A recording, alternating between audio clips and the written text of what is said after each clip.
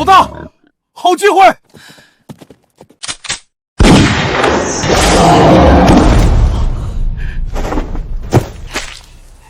老大，今晚吃大餐，没问题。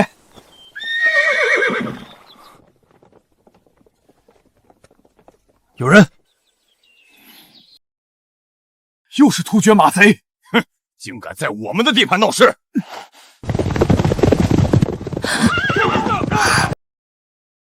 干活！快抓住这个小娘子！细皮嫩肉的，她身边有那么多护卫，身份肯定不简单。抓住她，弟兄们一起加油！我有前聘，让我先来。本公主就算是死，也要拉上一个垫背。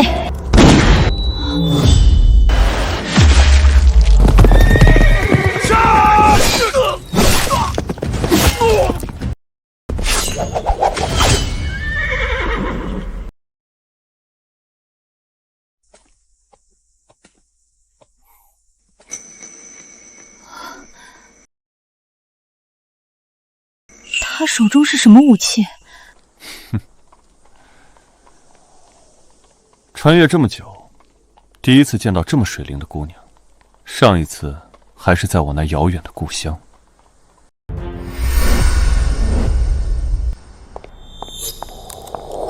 检测到宿主拥有帝王之姿，就是系统绑定成功。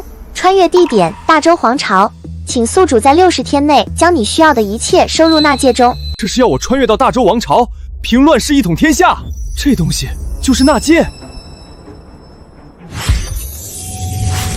那还等什么？零元购不对，是战略储备，启动。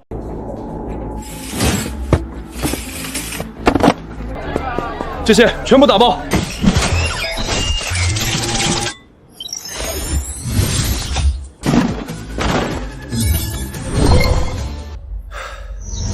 老大，这次收获还不错，最大的宝贝在眼前呢。多谢诸位出手相救。谢，你谢早了，小美人。我这儿规矩简单，救了人，命就是我的。我正缺个压寨夫人暖被窝，就你了。你是怎么发现的？你这胸大肌如此浮夸，挡都挡不住。这么水灵、细皮嫩肉的，定是大家闺秀。乖乖跟我回寨子，保你吃香喝辣。你这般无视大周律法，就不怕受罚吗？什么狗屁大周律法，在我的地盘，我就是天王老子。突厥可汗来了，我也照样干。老大，这就帮你把他绑回寨子。放开他，我自己来。美人，坐稳了，咱们回家。嘴上说着宁死不从，还不是老老实实跟着我回寨子？这么快就想通了？才没有，我是被你胁迫的。他身上的火气若能为朝廷所用，可此人言行粗野，毫无礼法。这稻谷怎么如此茂盛充盈，珠穗饱满，远胜官田？没见过吧？这叫杂交水稻。何谓杂交水稻？简单来说，抗病的水稻和高产的水稻杂交出抗病高产的水稻。农耕之事，竟有这般深奥说法？废话，就好比现在，我呢是山匪，你是富家女子，咱俩凑一块儿，那就是富得流油的山匪。你，哈哈哈哈哈！叫！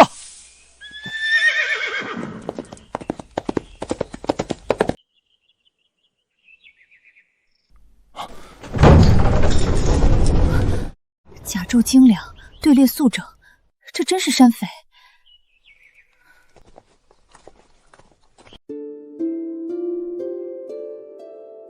包子，包子！刚出锅的包子。寨主，为何他们会对你如此尊敬？我不过是让他们顿顿白面馒头配咸菜烧肉而已。如今大周灾情不断，饿殍遍野，百姓能喝上一口稀粥已是万幸。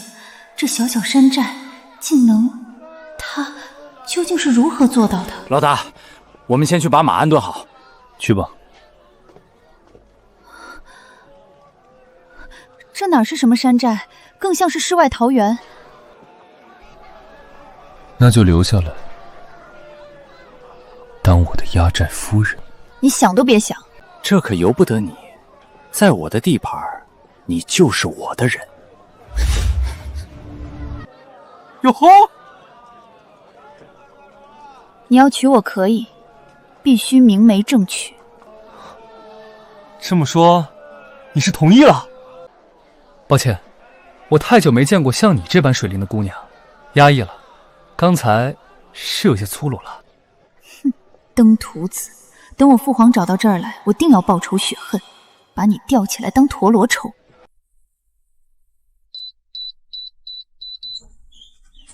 此物是何妖术？电子密码锁。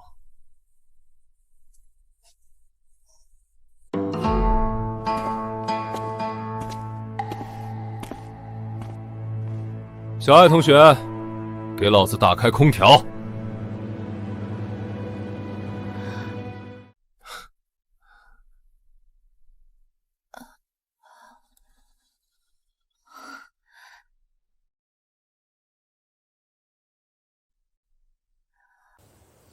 跟我来。看好了，往右调是热水，往左调是冷水，还有这些是洗漱用品。这又是何物？竟能如此精准调控温度。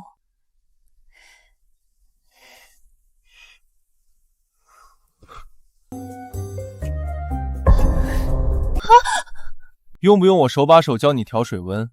我这人最热心了。不需要，把门关上。哦。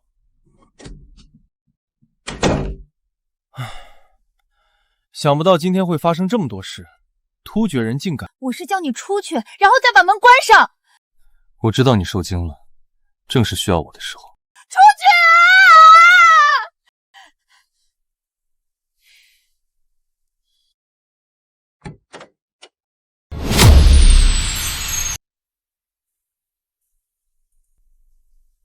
过来。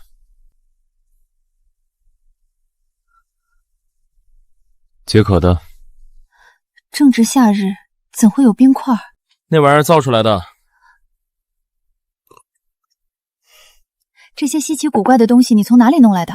都是从我故乡带来的。你的故乡究竟是何地？竟有如此神奇之处？这就说来话长了。既然给了我这个牛马穿越的机会，必须先把余额充满。请张张嘴，眨眨眼。反正都要穿越了，不如来一波大的。不说了，那是我不堪回首的往事。小鱼，他突厥竟敢动我的邀月，你立刻撰写讨伐突厥的檄文，此战必须踏平突厥王诏。陛下息怒，攻打突厥切不可操之过急。如今邀月公主下落不明，恰恰证明还有一线生机。若此然出兵，恐公主会有危险啊！陛下，探子来报，清风镇外的山寨发现公主的踪迹，公主似乎是被山匪绑架了。山匪？很好，先是突厥，再是山匪，区山匪竟敢动朕的邀月，他们这是自寻死路。李景武，你立即点几个兵，随朕出发，踏平这山寨。几个兵够吗？要不要把那3000禁卫军全带上？愚蠢！你打突厥打怕了，一个小小的山匪也用得着如此兴师动众？是啊，我难道真的被突厥人打怕了吗？区几个土匪。正好，朕的剑也许久未饮血了，朕要亲自冲锋打头阵。全是奇物，沈晨，你这寨主真会享福。享福？这样的舒适生活很快就没有了。这是为何？大周将亡，乱世来临，战火四起，何处独善其身？什么？大周将亡？何以见得？老大，有人率兵攻打山寨，看那阵仗来头不小啊！攻打山寨是突厥马贼，来者都是汉人，似乎是官兵。汉人？难道是父皇？父皇终于来了，太好了！姓沈的，本公主要将你吊起来打。老规矩，都留活口。我倒要看看是哪个不长眼的敢来惹老子。是。你笑什么呢？没什么，我们赶快去看看吧。哟，你还挺积极的，不愧是我的压寨夫人。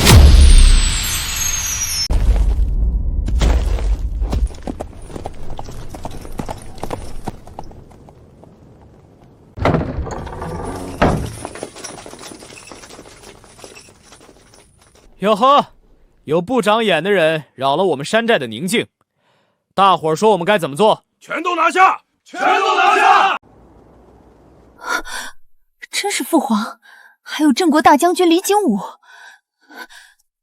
沈兄不可，那可是……无妨，我们在这看好戏即可。不自量力的家伙，你面对的可是镇国大将军。等父皇将你拿下，那火器的图纸便是我们的了。那山匪小子竟然拉着西月的小手，朕要将他碎尸万段！该死，他竟敢拉着我未来儿媳妇的小手！区山匪，放下武器投降，老夫可以饶你们一命。你们放下武器投降，老子也可以饶你们一命。你很好，你成功激怒我了，给我杀！把这些不知死活的山匪统统杀光！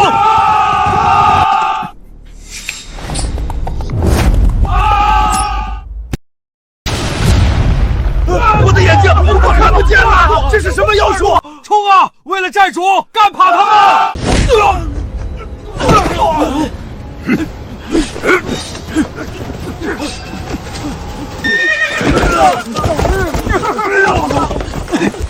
结束战斗也太嫩了点儿。老大，全都解决了。这怎么回事？他们可都是大周的精锐呀！我大周最强精锐，更有战神李景武坐镇，竟在眨眼之间被团灭，这简直是奇耻大辱！这怎么可能？这是什么东西？你说电棍啊，也是我故乡的产物，只可惜这已经是我能买到最好的武器了，再往上就买不到了。老实趴着，等我们老大发落。两位好好配合，可免皮肉之苦。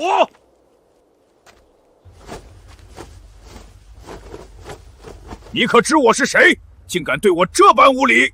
哼，我管你是谁，老子照样电！爹，爹，原来是老丈人啊，误会了。哎呦，电的有点狠了，还带静电呢。他总不会是你亲人了吧？来人，给我往死里电！原来也是自己人，那以后就是一家人了。谁跟你是一家人啊？西月，给他骂人解棒。西月，你还好吗？他们有没有？爹，女儿没事，是沈兄出手从突厥马匪手中救下我，要不是他，女儿可就危险了。你没事就好。小子沈晨见过老丈人。老丈人，你小子胡说什么？爹，沈兄他是在开玩笑。念在是你救了我女儿的份上，我可以对你今日所作所为记老不究。不打不相识，请伯父一步到我家中做客。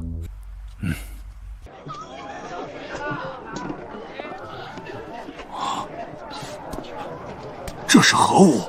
竟如此坚硬平整。陛下，这细盐晶莹剔透，有问题。宫中也未曾见过如此精细的盐。寨主，新鲜的牛肉，您尝尝。牛肉，此子竟在农耕时期宰杀耕牛，简直是无法无天。这肉串滑嫩爽口，你用的什么盐？矿盐。矿盐可是有毒的。山匪就是山匪，竟然拿矿盐当食用盐，愚昧无知。大惊小怪，矿盐经过寨主的过滤，早已无毒无害了。打包30串，样样来一点。好嘞。不等着吗？无需等待，会有人专程送至家中。送至家中，竟如此便捷！你小子在这山寨中倒是像个土皇帝。土皇帝，要当就当真皇帝。这大周的天下，迟早是我的。陛下，这到处都是他们的人，动起手来是我们吃亏呀！朕只恨没多带点人来。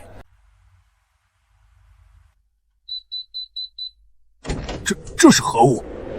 竟会自己打开？爹，此物名为电子密码锁，输入正确密码，大门就会自动打开。伯父，请。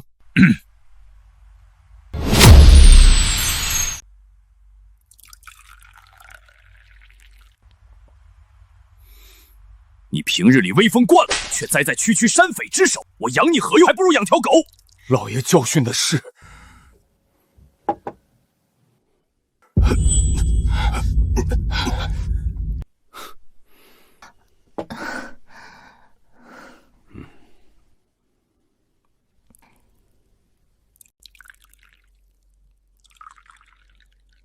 伯父，我这山寨平日连飞鸟都拒之门外，你可知我为何放你们进来？我听西月说，伯父行商南北，富可敌国。我这个人呢，向来喜欢交朋友，特别是伯父这样的富商。商人，他竟不知西月是公主，如此也好，先瞒着他，看看他到底想耍什么花样。在下李家李成，家中产业遍布天下。伯父，您似乎对我有很大意见啊。别以为我不知道你小子什么心思，你眼睛就没离开过我女儿。那就不瞒伯父，西月已决定留在山寨，给我当压寨夫人。我什么时候答应的？迟早的事儿。你区区山匪，胆敢取公，娶李兄嫡女！嫡女？看来伯父并非一般商人，而是士族啊！你救我女儿有功，我自会给你赏赐，但别妄想娶我女儿。伯父身份尊贵，又有遍布大江南北的家族产业，认为我只是一个小小的山匪，不配娶你女儿，合情合理。可是伯父有没有想过，倘若有那么一天，李家产业灰飞烟灭，一夜化为乌有呢？到时候你那些产业，在我眼里，狗屁都不是。灰飞烟灭，一夜化为乌有，你这是何意？都是一家人，小子斗胆告诫伯父一句：居安思危。哦，居安思危。国家安定才有产业，若国家摇摇欲坠，那所谓的产业也就是一盘散沙，随时被一阵风吹散。哼，大周强盛，万邦朝拜，虽有突厥祸乱，但不足为惧，又谈何一盘散沙？又岂会被一阵风吹散？你这山匪懂什么国家大事？那我要说，大周将亡呢？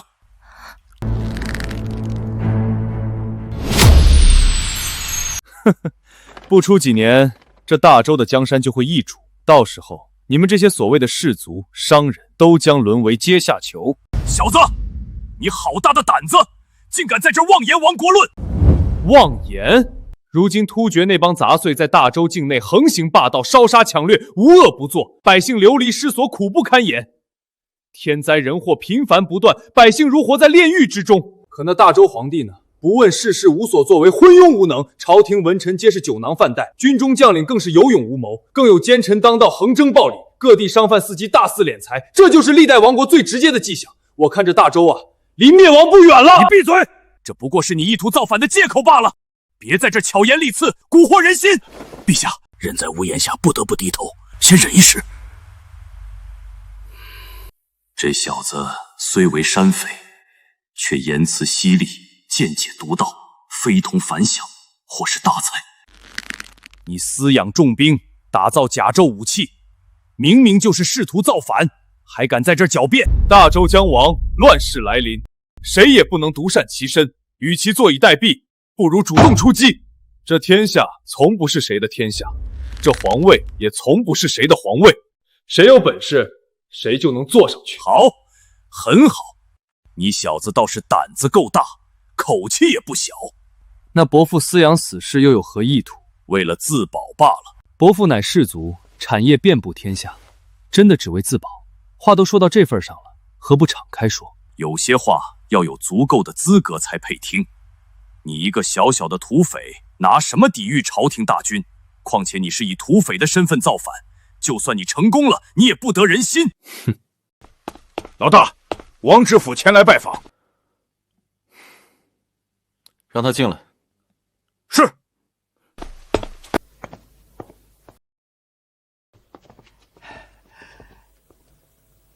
沈老弟，家中有客人呐。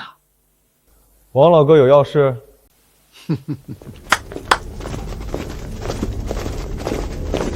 这些精锐身上的甲胄，竟比皇家御用还要高级。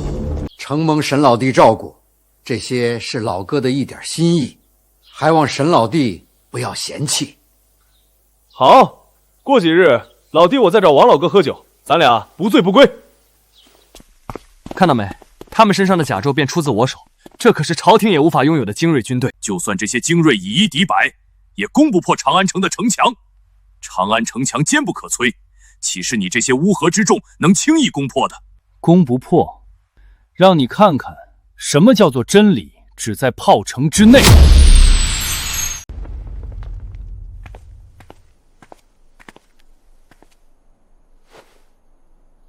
我天哪，这东西竟然是铁造的！这么大一坨铁，得费多少功夫啊？这该如何使用，又有何用？小子，这就是你最大的底牌，我看也不过如此嘛。别以为弄几个铁疙瘩就能吓唬住人。底牌不过只是冰山一角的小玩意儿罢了。开炮！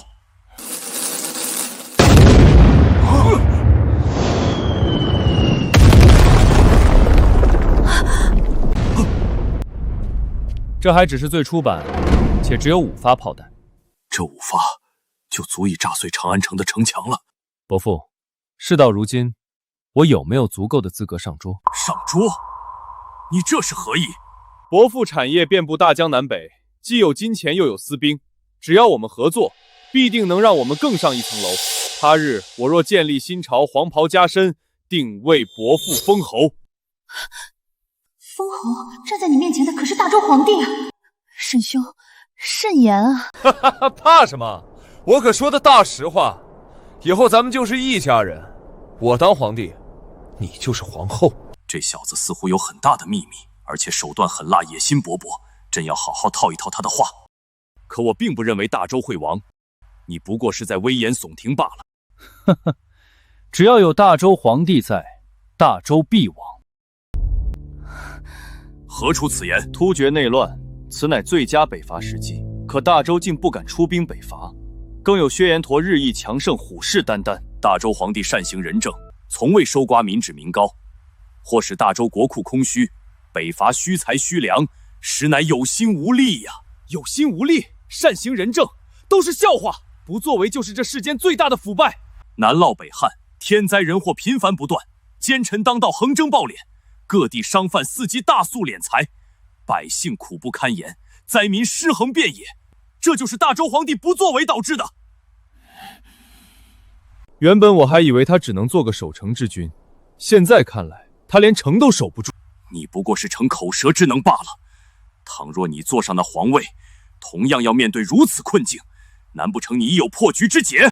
看来伯父已经动心了，只不过还在权衡利弊。既然如此，那就让你看看我沈晨如何破此局。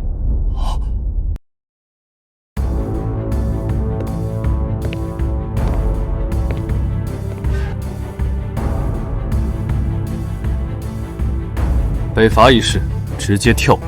沈兄，为何要跳过？这北伐可是大事啊！朝廷那些文臣一个个酒囊饭袋，除了在朝堂上争权夺利、唧唧歪歪，能干出啥实事？军中将领更是有勇无谋的草包，就他们还想北伐？去给突厥送人头还差不多。大周有战神李景武，战无不胜，区突厥不过是一群乌合之众，根本不足为惧。大周战神李景武，忙无定见的毛头小子罢了。就连我也能一只手将其吊打。你说什么？你算什么东西？也敢跟大周战神比较？你谁啊？我提他关你屁事啊？反应这么大做什么？老夫以前是从军的军人。你说能吊打大周战神？来，我俩先过招。你确定？来啊！你是不是怂了？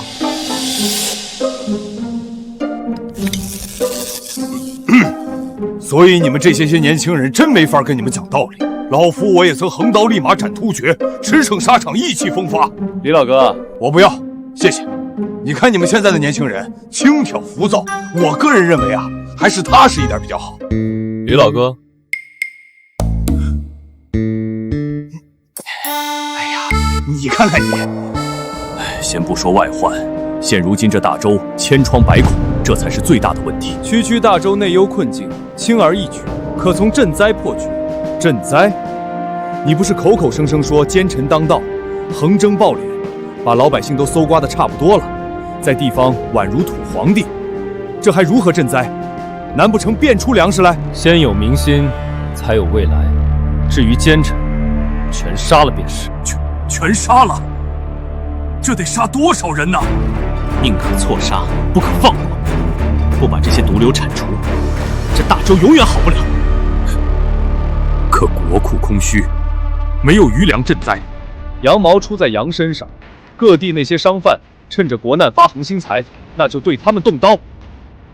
只需同时派遣暗军秘密前往各地，探明各地情况后，同时出手收缴粮食，进而屯布赈灾。暗军在全国各地同时出手，既能打一个出其不意，让各地商贩无力反抗，又能通过赈灾收拢民心，以民心压制商贩的暴动，这计策妙啊！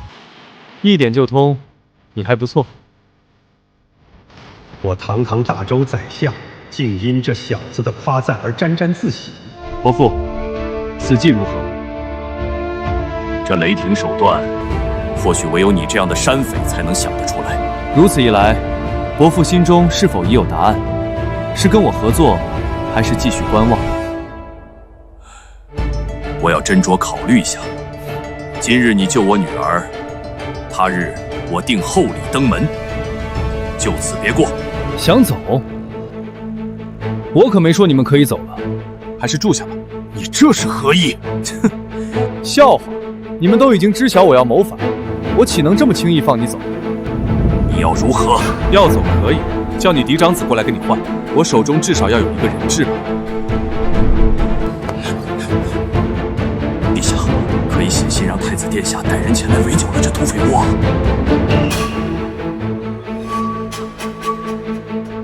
拿纸跟笔来。朕是不是真的老了？连这大周的天下都快守不住了。陛下何出此言？您依旧正直风华，大周有您这样的明君，定能重焕生机。如今大周破败不堪，摇摇欲坠，朕却无所作为，毫无建树，放任突厥祸乱边境，任由奸臣暴敛，南涝北旱，灾祸连连，百姓苦难，灾民流亡，这一切皆是因朕的不作为。陛下，老臣认为一切都还来得及。沈晨那小子的计策是毒药，也是解药，只要施行得当，就能破局。请陛下狠下心来，把那些奸臣贼子、贪官污劣统统铲除，还大周一个朗朗乾坤。这个天下需要一场血来清洗。陛下，臣有话不知当讲不当讲。直说。沈晨试图造反，虽只是小小山匪，但出自他手的精良甲胄，能致人晕厥倒地的奇怪武器，以及那门威力巨大无比的大炮，这可都是威胁呀！没错，此子有勇有谋，若是成长起来，必定是个祸害。还请陛下趁早做定夺。可他是个难得一遇的人才，并且他造反的根本原因就是大周要亡。若是大周安然无恙，他或许便不会造反。就怕养虎为患呐！此事不可在意，朕自有打算。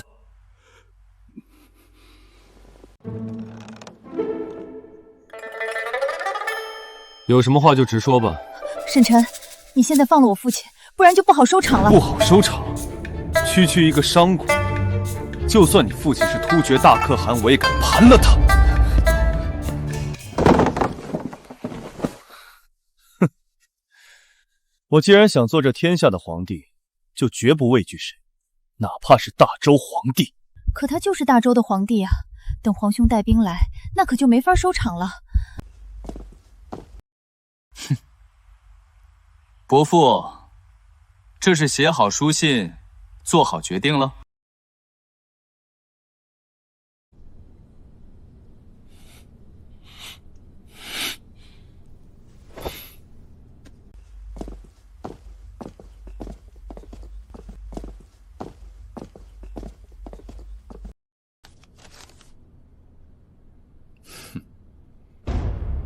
严武，这就把信送出去，不可耽搁。是。都这个时辰了，父皇怎么还没带着小妹回来？难不成是出事了？殿下，有我爹在，大可放心。太子殿下，陛下的信。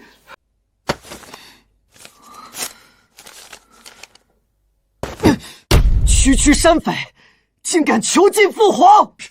山匪囚禁陛下，坏了，这山匪该不会是沈老弟吧？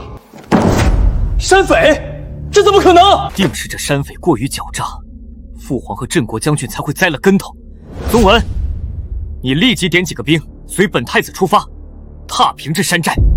殿下，几个兵够吗？要不要把那3000禁卫军全都带上？愚蠢！你打突厥打怕了，区区几个山匪用得着如此兴师动众？是。我难道真的被突厥人打怕了？区区几个山匪罢了。正好，本太子的谏言许久未饮血了，我要亲自冲锋打头阵。奇怪，我总有一种不好的预感。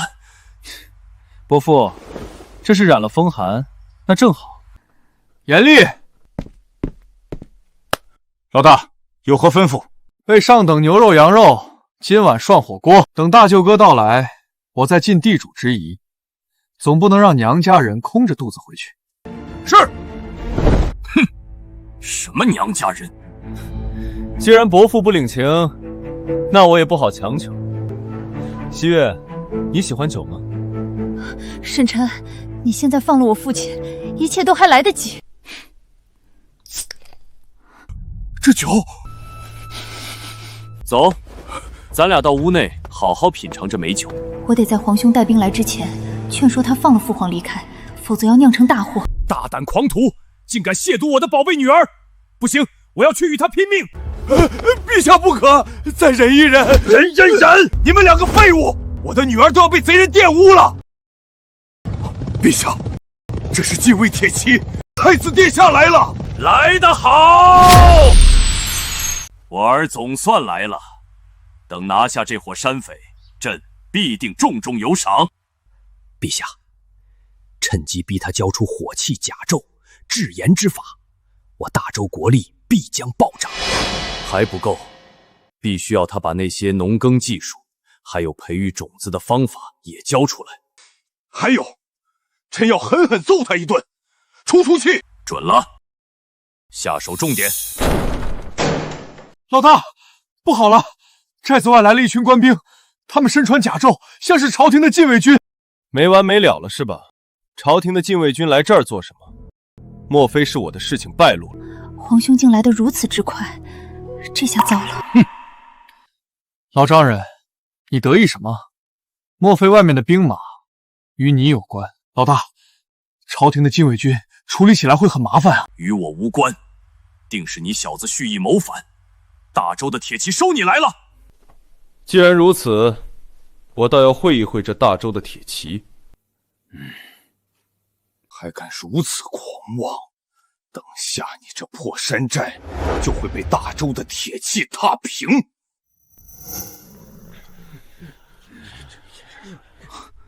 就这么点人，严厉，你下次看清楚点，这也叫大周禁军？这逆子怎么就只带这一点人啊？这画面我怎么好像刚看过？坏了，真是有其父必有其子啊！谁是这山寨的头子？出来受死！哦，是吗？你就是这山寨的头子？不错，你这小小的山匪，竟敢囚禁我父！钱儿！原来父皇并未暴露身份，这倒也是。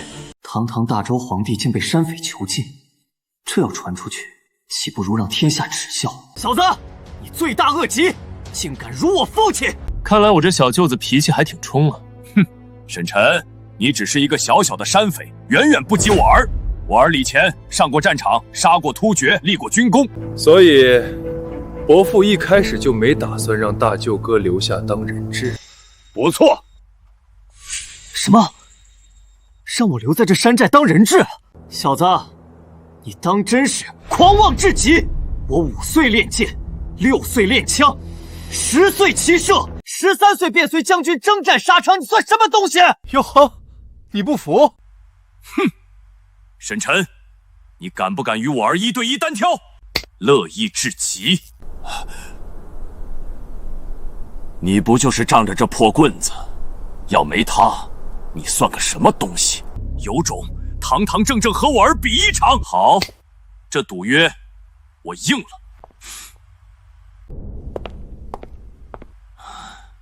这小子总算上套了。太子殿下，乃大周年轻一辈最强者，没了歪门邪道的沈晨，不足为惧。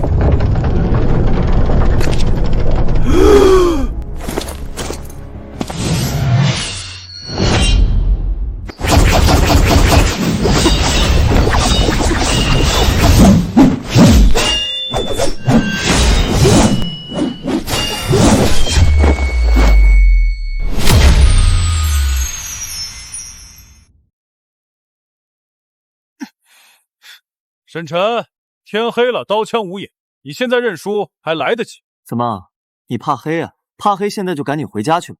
我儿上战场杀敌多年，夜中奇袭沙场破敌，这天一暗，视线有限，你这寻常人怕不是连路都看不清了。等下要输了，可别说我不留情面。狂妄！废话少说，来战！我手中这把银枪名为闪银枪。闪银枪，好名字！看来你的枪法以快著称。我手中这把剑，乃是我立下赫赫军功、皇帝御赐的破霄剑，而我的剑法以很准著称，所向披靡，无人能敌。接下来我这一招，你可要睁大眼睛看好了。哼！啊！我的眼睛！一点寒芒先到，随后枪出如龙。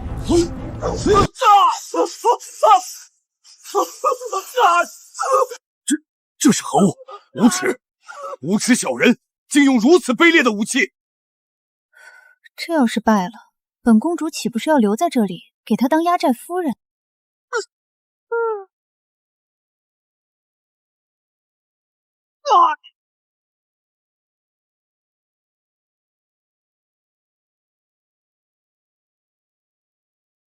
你败了。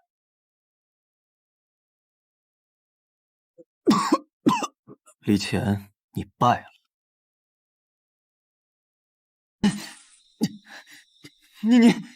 你胜之不武！我以手中闪银枪正面击败你，是你技不如人，何来胜之不武？伯父，这场比武可还满意？是否服气？沈晨，你无耻至极，竟使用如此下作手段！哪里无耻？我只答应不用电棍，可没说不用其他的东西。更何况你也没老实交换人质啊！陛下，冷静啊！这时候千万不能和沈晨彻底翻脸啊！小子，当真以为无人能收拾得了你吗？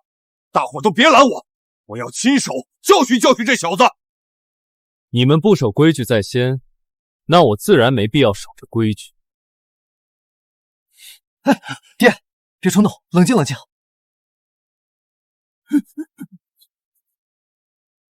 赌局已定，你们这是要毁约？你赢了，我等随你处置，愿赌服输。如何处置，我还未想好。晚宴已备好，请各位入座，共讨大事。这山寨真不简单，不只有刚宰杀的牛羊，竟还有新鲜的蔬菜。朕若能够得到沈晨这小子的秘密，这大周的天下定能盛世千年，永垂不朽。这些美食丝毫不逊于宫中啊！父亲，您这是作甚？作甚？我是不是让你派遣3000禁军，结果你这逆子就带了那么丁点人，真是狂妄自大！我这不寻思着区区山匪有何惧哉吗？谁曾想的山匪如此无耻，用什么闪银枪，太阴险狡诈了！愚昧！严厉，把酒拿上来。尝尝我故乡的特色毛子。这是何酒？竟如此醇香！只闻酒香，便已足矣啊！一帮没出息的家伙！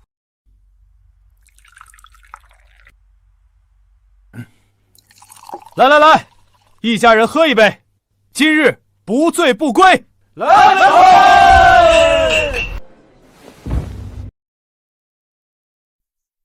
醇香浓郁，好酒。此酒只应天上有。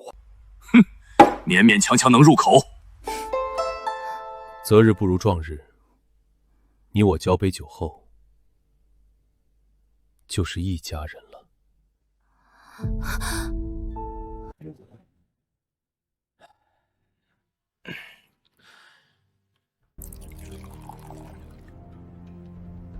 小子，我把话放在这儿，你若是以赌约娶我女儿，我绝不答应。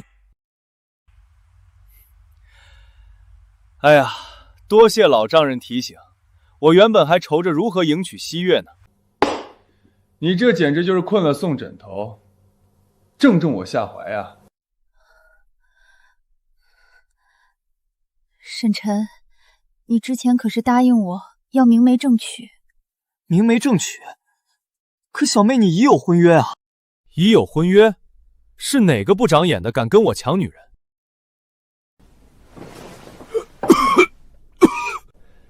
不过也无妨，反正这天下迟早是我的。所谓一纸婚约，在我面前，不过是一张废纸罢了。这天下迟早是你的，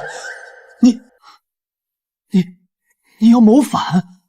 好在没有暴露身份，不然的话，他直接杀了我们，当场篡位了。沈晨，春秋大业岂是动动嘴就能成的？别在这里大放厥词了。我这不就正要和伯父谈一谈合作，你我联手，大业可成。如今你已知晓我李家家底，而我对你一无所知，如何合作？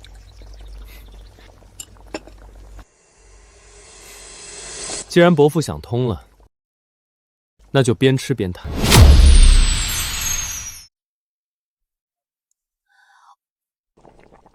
这牛肉往锅中这么一放，再蘸上酱料，竟能如此美味。此物名为火锅，春夏秋冬四季皆宜，不论荤腥素菜，放入这滚烫的锅中一涮，便是难得的美味佳肴。若是以此物为招牌，开酒楼饭馆，生意定能红红火火，发扬光大。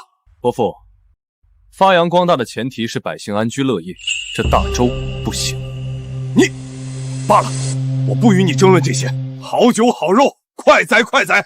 这酒，诸位以为应该卖多少钱合适？老夫嗜酒如命，走南闯北，喝过无数美酒，却从未喝过如此香醇的美酒。依我看，此酒一斗10千钱。一斗10千钱，这价钱竟能与醉仙楼的头牌名酒相当了，会不会有些高了？价钱低了，此酒独一无二，1斗100两都不为过。1斗100两，你这简直是狮子大开口啊！小子，你真以为会有人花100两银子买你这酒？这可不是一笔小数目啊！这民间不缺有钱人，关键是如何把酒卖出去，让他们心甘情愿地掏钱。世人皆知大周国库空虚，是因大周关爱百姓，施行仁政所致。可百姓也没钱，那钱呢？钱都去哪儿了？所以你是打算把这酒卖给那些达官贵族？不错，那些达官贵族腰缠万贯，不差这点钱。此酒虽好，但没有足够的名气。即便是达官显贵，也难以舍得花费100两购买区1斗。打响名气，我已有计策。只要按照我的计划行事，这酒必定能声名远扬。而这酒的酿制，不知伯父有没有兴趣？朕若不与沈晨合作，他也可与他人合作。有话直说，不必拐弯抹角。正如伯父所见，我这寨子虽小，却五脏俱全，甚至与长安相比，有过之而无不及。若想成就大业，唯一需要解决的问题，那便是人力物力。所谓钱财，与其收割百姓，让他们苦不堪言，不如劫富济贫，让那些为富不灵者将钱都送上门来。好，说得好！那些达官贵族一个个爱财如命，平日里搜刮民脂民膏。倘若这酒真能让他们出血，何乐不为呢？这么说，伯父是同意合作了？酒虽好，却远远比不上你那能够致人晕厥的棍棒，还有那恐怖的火炮，这才是关键所在。伯父，你还真是贪得无厌啊！既想要酒的利润，又觊觎我的武器装备，你这又是何意？哼！此前我欲造反，伯父却遮遮掩掩，欲拒还迎，始终不肯表明真实态度。现如今，伯父似乎比我还要急于求成，这转变可真快啊！所以，你这是不信任我？没错，现阶段我并未能够看到伯父，也就是李家的实力。这天下可不是什么阿猫阿狗都有资格争夺的。这小子越来越狂妄了，难道我这大周皇帝还不够资格？等酿酒仪式完成后，你我再做进一步的合作。如此也好，就依你所言。事关紧要，就此别过。那我就在这山寨中等候伯父的好消息。钱儿，你且留在这山寨中。所以，我真是人质。我堂堂大周太子，竟是父皇用来换取自由的人质。这传出去，我的脸面往哪搁？七月，跟我回去，这里不是你该久留的地方。这就舍不得我了？本姑娘才没有，你别自作多情了。你跟伯父回家去，假以时日，我沈晨必定对你李希月明媒正娶，让你风风光光的嫁给我。明媒正娶？即便你我合作，共讨大事。我女儿也绝对不可能嫁给你这个土匪头子。你休要痴心妄想！今日你救我女儿，他日我定厚礼登门。就此别过，别再纠缠我女儿。厚礼就不用了，不如让西月以身相许，当我的压寨夫人吧。打住！这小子是铁了心想拐走我这未来的儿媳妇。严厉，备马车，恭送老丈人。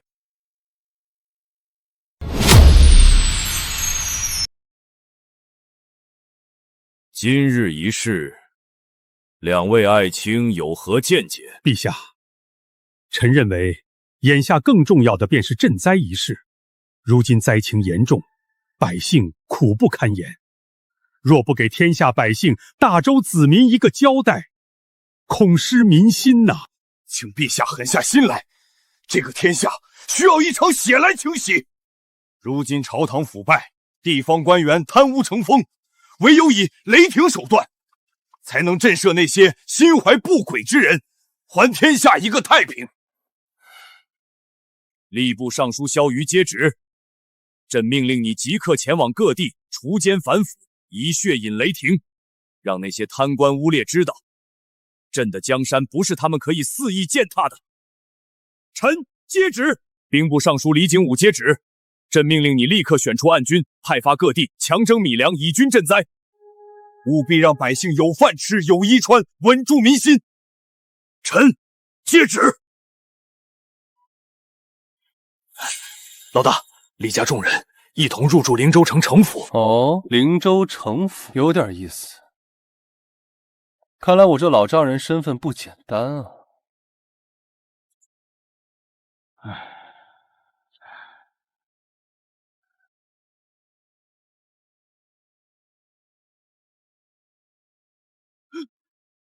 微臣王石拜见陛下，是微臣有眼无珠，于山寨中未能认出陛下，请陛下恕罪，臣罪该万死啊！王石，你这知府真是威风啊，竟敢私养重兵，你好大的胆子！陛下，臣冤枉啊！臣并未私养重兵，突厥马贼祸乱灵州城，臣为保灵州城，保灵州城百姓的安危，便从沈臣手中购买甲胄，并让沈臣对城府侍卫操练培养。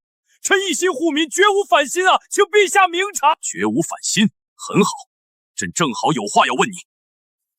陛下，这身甲胄便是从沈臣手中购买得来的，可否看出此甲胄有何玄妙之处？陛下，此甲胄坚硬无比，但重量却出奇的轻。此物似铁却不是铁，怪哉怪哉！陛下，臣曾对这身甲胄做过测试。寻常的刀枪弓弩根本破不了防，就连陌刀都只能对其造成一丝痕迹，或许唯有弩机才能破其防御。这甲胄竟如此坚韧，若我大周军队都能配备此甲胄，那战斗力必将大幅提升。何愁突厥不灭？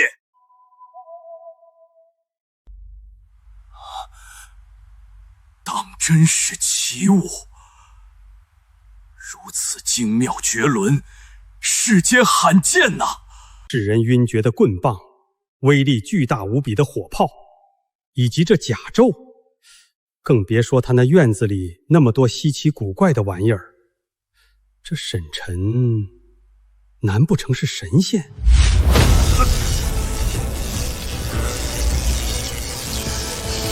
开炮！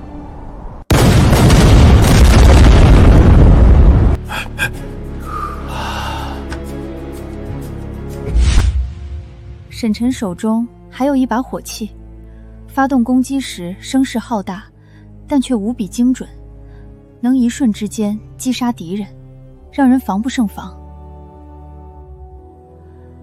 手持的火器又是奇物，这等宝贝若能为我大周所用，倘若我大周将士皆穿戴此甲胄，再手持火器，又有火炮破局，定能所向披靡，战无不胜。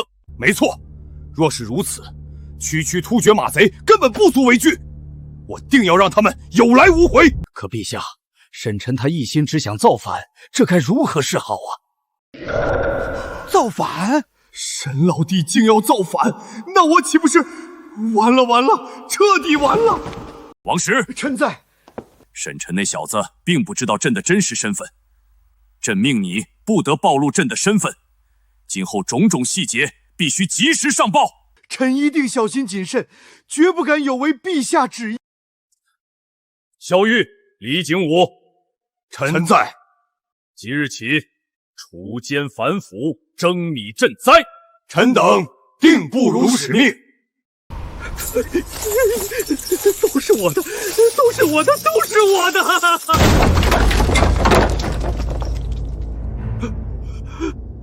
贪赃枉法，就地格杀！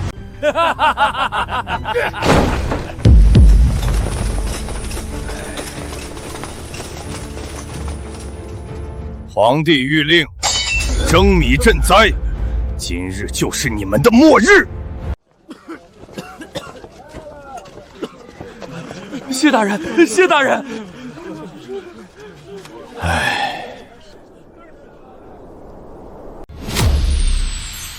陛下，以长安为起点，此次除奸反腐行动如雷霆般迅猛，势如破竹，已取得巨大成效，不少贪官污吏都被揪了出来，百姓们无不拍手称快。不够，远远不够。朕万万没想到，只是一个长安城就有如此之多的蛀虫，它们就像吸血虫一样，吸食着百姓的血汗，掏空着大周的根基。那这天下呢？这九州大地呢？还不知有多少这样的蛀虫隐藏在暗处。正如沈晨所说，大周早已千疮百孔，这些蛀虫唯有除尽，才足以平民愤，才能让大周重新焕发生机啊！微臣定竭尽全力，依陛下旨意，彻底清除朝廷中的害群之马，还百姓一个朗朗乾坤。又是场面话，你有话直说，别跟朕绕弯子。长安城此次行动引起轩然大波，各地官员都惶恐不安，深藏不露。此后最难以解决的问题，便是如何让这些有所防备的蛀虫浮出水面，让他们无处遁形。你说这个问题，沈晨有没有办法解决？他鬼点子多，说不定又能想出奇招。沈晨，若是与其交流，那陛下的身份不就暴露了？这恐怕不妥，万一他心怀不轨，对陛下不利。无妨，朕早已想好对策，朕自有分寸，你就不必多虑了。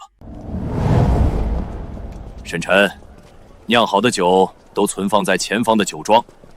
看来我与伯父合作，确实是明智之举。那是自然。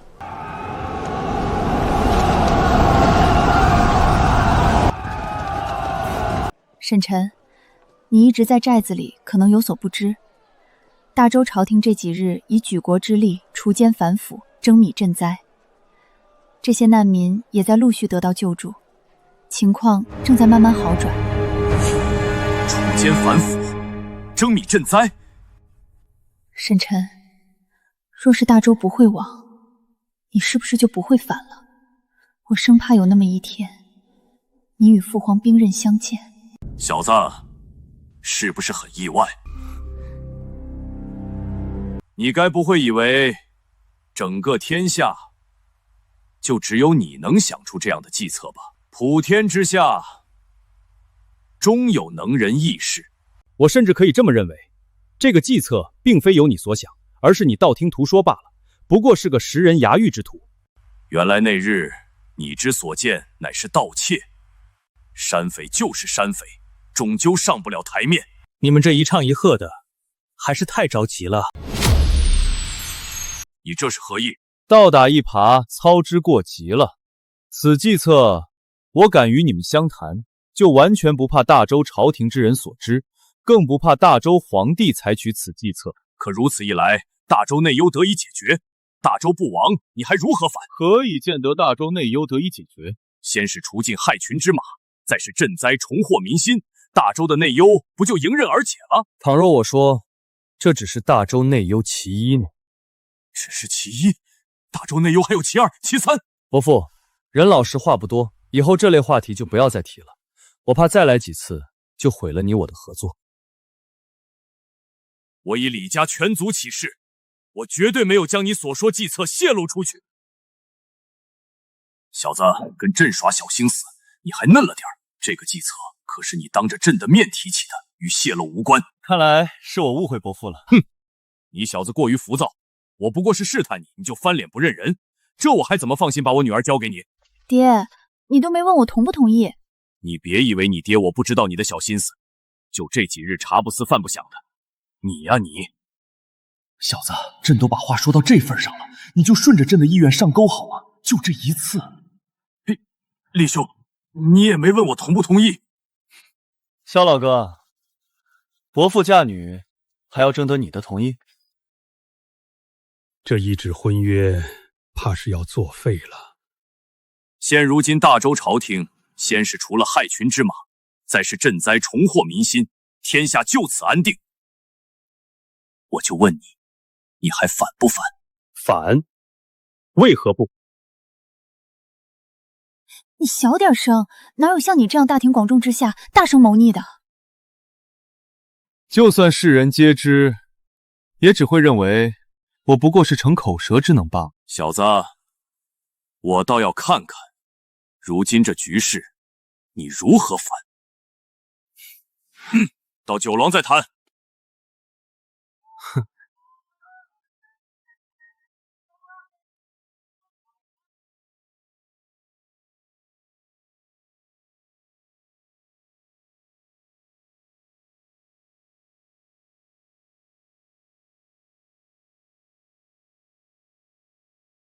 虽有差距，但也足够。沈晨，这酒的酿制极其复杂，人力物力成本都远超于市面上最好的酒。你若是卖不出天价，就是亏本的买卖。伯父这是想与我重谈分账？不错，我出钱又出力，这酒的营收，我至少该拿6成。7成？7成？你这山匪竟然还会让步？我的意思是，我拿7成。沈晨，你别欺人太甚，你这是坐地起价。沈晨，你这就过分了。我父亲是根据成本与你商谈，而不是漫天要价，你反而如此对待。你们啊，就没一个沉得住气的，我都来不及解释。哼，我倒要看看你如何解释。原本呢，我认为这酒最高也就只能卖个100两1斗，但如今这酒1000金难买，10000金都难求啊！1000金难买，10000金难求。原来你是打着卖酒的名义，继续做你这山匪的勾当，杀人越货呀！买酒搭命，不是都什么跟什么？我画的饼，你们就这么难以下咽吗？沈晨，我们是难以相信，这酒虽好，但也卖不到这个价格。你们不可以，别人也不可以，但我可以。大周除奸反腐，征米赈灾，从这儿说。大周除奸反腐，征米赈灾，从这儿入手。这酒你从一开始就打算卖给达官贵族，美名其曰劫富济贫，原本100两1斗就足够匪夷所思了，他们又凭什么会以1000金甚至10000金买你这酒？这酒呢，问题不在于他们愿不愿意舍不舍得，而是在于我卖不卖。你这小子说的越来越玄乎了。就是，做买卖岂是像你这样动动嘴皮子就能成的？沈晨，你就别藏着掖着了。如今这酒的价格全由我来定，且总会有人迫不得已买单，还得多亏了大周朝廷，还有大周皇帝，是他老人家把这份大礼送到我手上。父皇千算万算，似乎又把自己算进去了。大周以长安城为起点，除奸反腐，各地惶恐。若是我这酒等于免死金牌，那各地贪官奸臣势必争先恐后的抢买。如此一来，这酒是不是由我定价，由我决定卖或不卖了？免死金牌？可这只是一坛美酒，如何让所有人都认为这坛酒就是免死金牌。老大，我知道了。老大，你是不是要让那皇帝老儿为你代言，将我们的酒称为免死金牌？以酒为免死金牌，引贪官奸臣万金抢购，这似乎确实是一个好计策。难道我这大周宰相连沈晨手下的山匪都不如了？让大周皇帝以这酒为免死金牌，昭告天下，这能行得通吗？沈晨这小子再三试探，该不会早就认出朕的身份了吧？错了，错了，你们又都错了。与大周皇帝合作，确实可以收割贪官奸臣的钱财，可这钱财到了他手中，就不可能再吐出。正如我所说的，是他无心插柳柳成荫的送了我一份大礼，那我岂能把这份大礼反手送回去呢？正如我所说的，是他无心插柳柳成荫的送了我一份大礼，那我岂能把这份大礼反手送回去呢？哼，若没有大周皇帝点头同意，你这酒凭什么能够让那些贪官奸臣认可？免死金牌不就是空有虚名？刀都架在脖子上了，认不认可也不只是他们说了算，而是我说了算。愿闻其详。很简单，长安城的贪官奸臣都被杀得差不多了，活下来的都是清官好官，皆是只需要在下朝时以大周皇帝的名义将我们的酒免费赠予他们，再通过世人传播以及藏在长安城的探子们的密信，只要传播足够，影响足够，他们不信也只能信。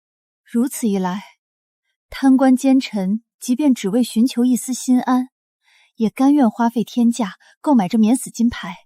对了，哼，以大周皇帝的名义将酒赠予清官好官，你有没有想过，这可是欺君之罪？欺君之罪？我沈晨这个人向来不喜欢欠人情，既然大周皇帝送了我一份大礼，那我就回他一份大礼。所以你要7成，是为了将其中一部分上交，以此平怒？啊，上交一部分，这点钱财岂能入大周皇帝的眼睛？能入啊，朕看得上啊。不上交钱财，那你如何解决欺君之罪？长安城动荡，地方惶恐，大周朝廷在地方除奸反腐，势必艰难重重。确实如此，确实如此。你可有计策？所谓欺君之罪，我无需上交钱财，只需上交一份花名册。花名册，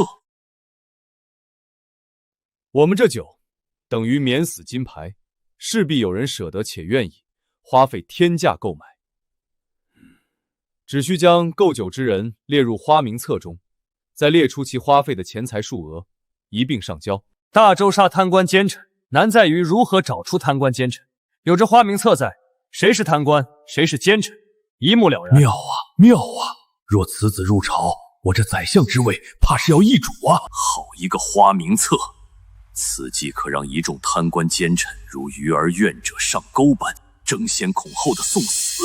如此一来，你就等同于替大周皇帝查找贪官奸臣，而大周皇帝只需要对着花名册杀人就行。有这花名册在，欺君之罪又有何妨呢？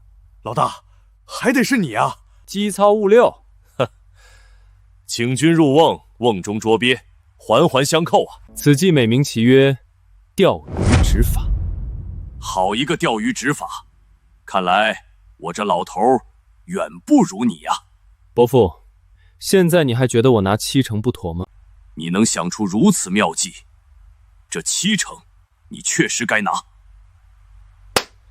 既然谈妥了，那就开始布局吧。这沈晨又一次给了我一个惊喜，臣自愧不如啊！若沈晨能够放弃造反的念头，那该多好啊！事关紧要，明日便启程返回长安，布局天下。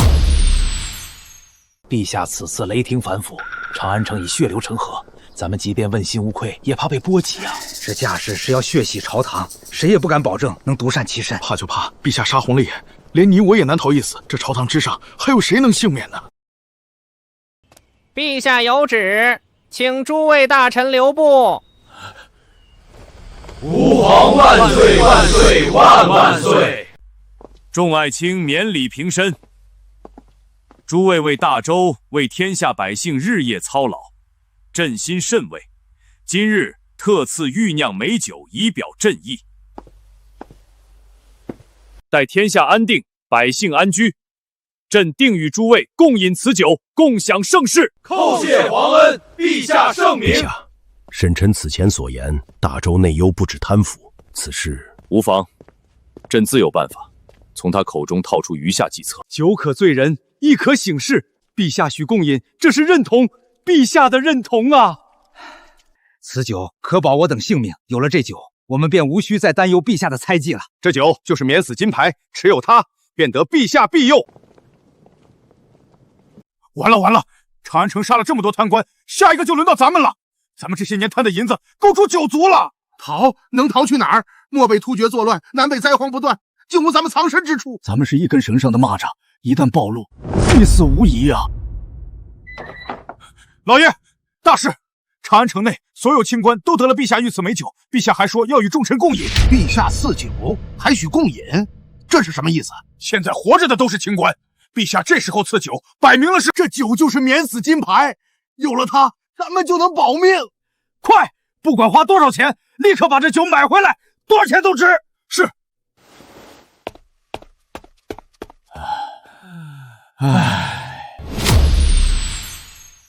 瞧一瞧，看一看喽！祖传佳酿美酒，一坛只需100两。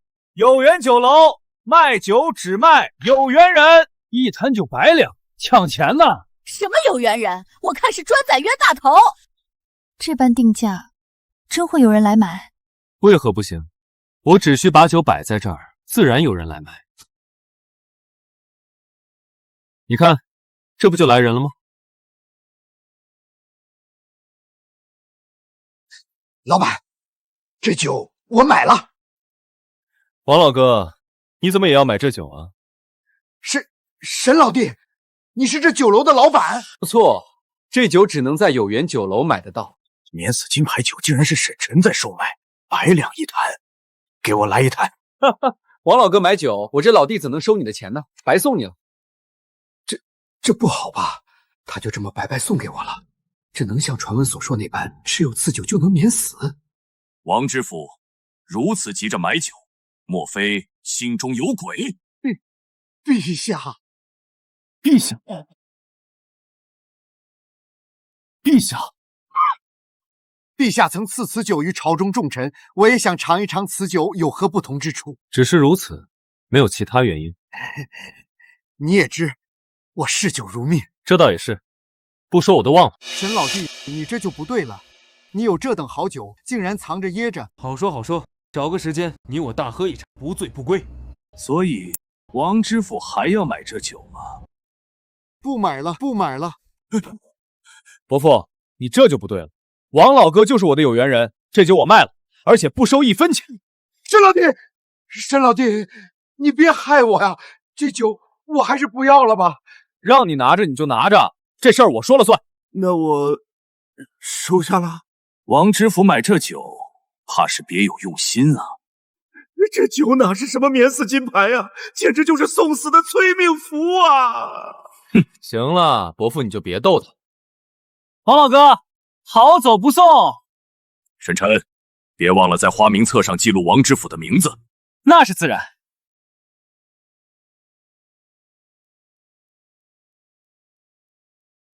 王老哥，你的酒我不要了，我不要了。不对呀，这免死金牌酒，他怎么能说不要就不要呢？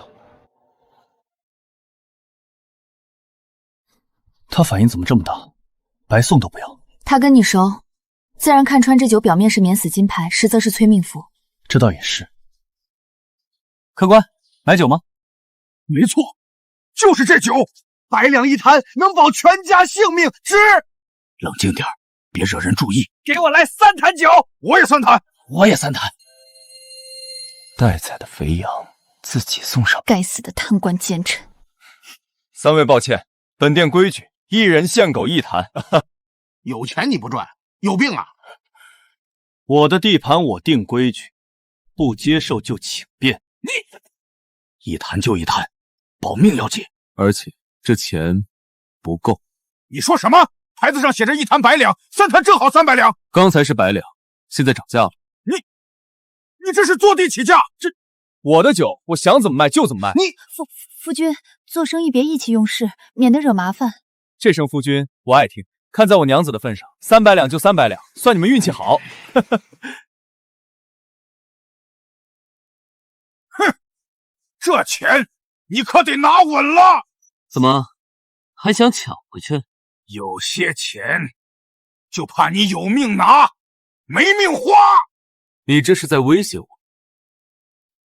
好走不送。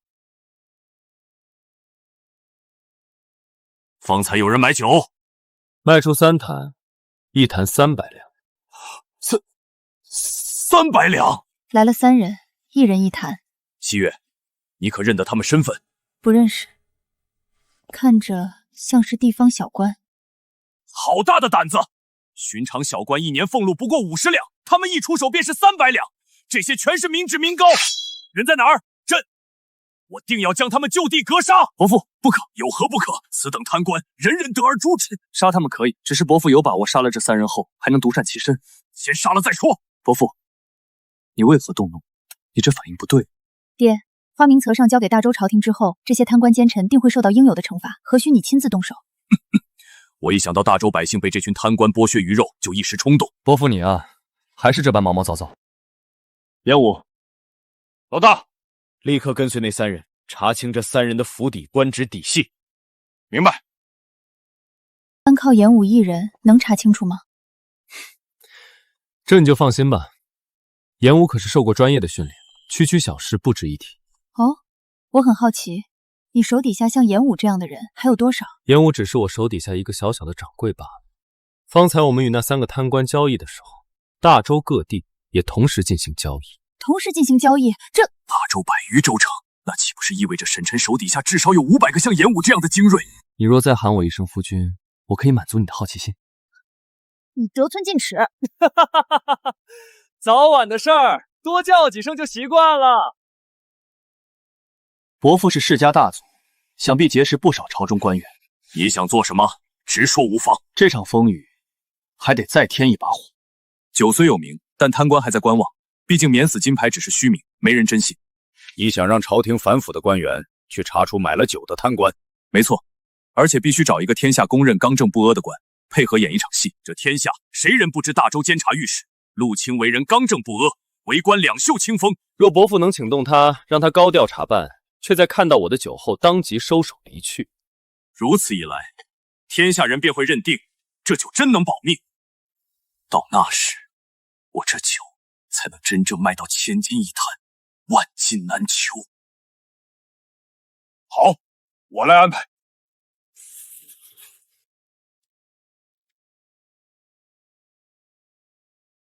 微臣陆清叩见陛下。爱卿平身。陛下，请恕微臣有话直说。长安反腐初见成效，正当一鼓作气，除恶务尽。朕召你前来，正是为此。把名册给他。小小县令，竟花300两买一坛酒，贪赃枉法，罪该万死。臣即刻查办，定将他们绳之以法。且慢，朕不是要你侦办他们。陛下，朕要你配合演一出戏。你带兵上门查办，姿态要足，声势要大。但只要他们拿出那坛酒对你示意，你便立刻收兵撤走。陛下，证据确凿，皆是死罪，为何要放？朕就是要让全天下贪官看见，持有此酒，便可不死，哪怕罪当诛九族，也能安然无恙。如此一来，天下贪官必会倾家荡产，抢购这免死金牌酒。陛下的目的是要让所有的贪官奸臣浮出水面，再一网打尽。原来这免死金牌酒是陛下布下的大局。陛下是要引蛇出洞，让所有贪官自己跳出来，再一网打尽。不错。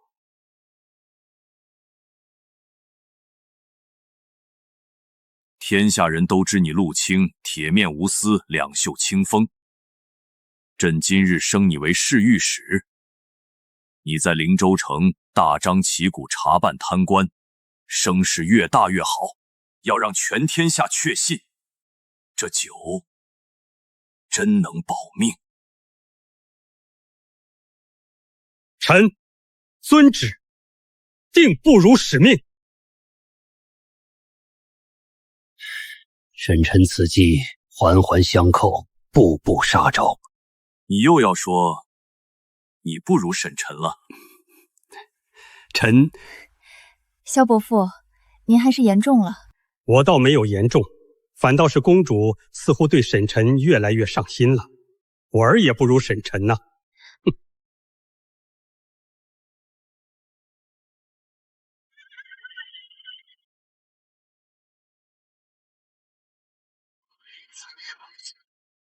侍御史亲自带队，这阵仗可真威风。那是自然，我爹出面，小事自然办得妥当。奇怪，我记得陆清原本不是侍御史，怎么突然升官了？许是你记错了吧？是吗？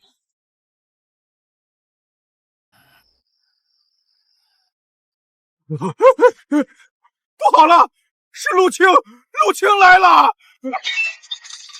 陆清，他来灵州城做什么？他现在是侍御史，还带了禁卫军，摆明了是来查我们的。侍御史还带着禁卫军，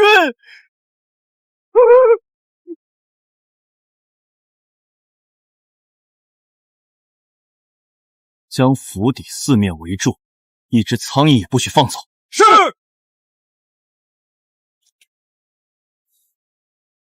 臣奉陛下旨意，除奸反腐，查办贪官污吏。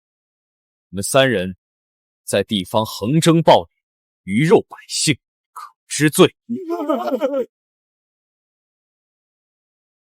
侍御史大人，您到我这里查处贪官奸臣，是不是有什么误会啊？刘富贵、赵德禄，你们为何在此处？回大人，我与刘富贵和张万才是同乡，时常聚一聚。同乡相聚，为何个个神色惊慌？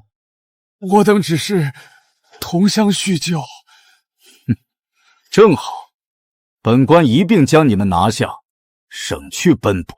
坦白从宽，抗拒从严。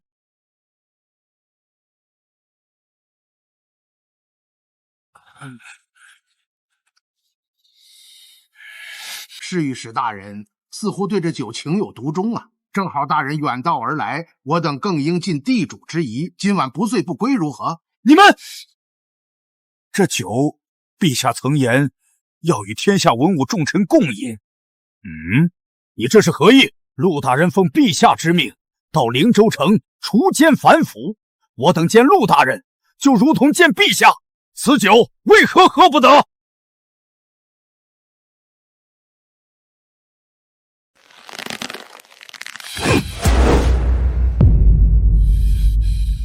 你们好自为之！大人，闭嘴！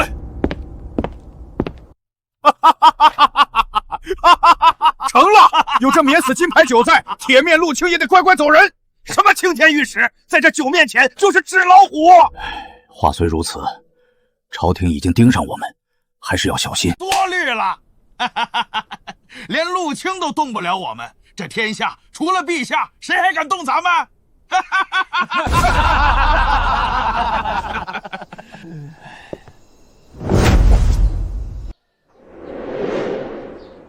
你让陆清演这一场戏，真能把酒炒到千金难求？戏一唱完，做贼心虚的人会疯抢这能保命的东西。到时候我控量一天只卖3-5坛，价格自然飞上天。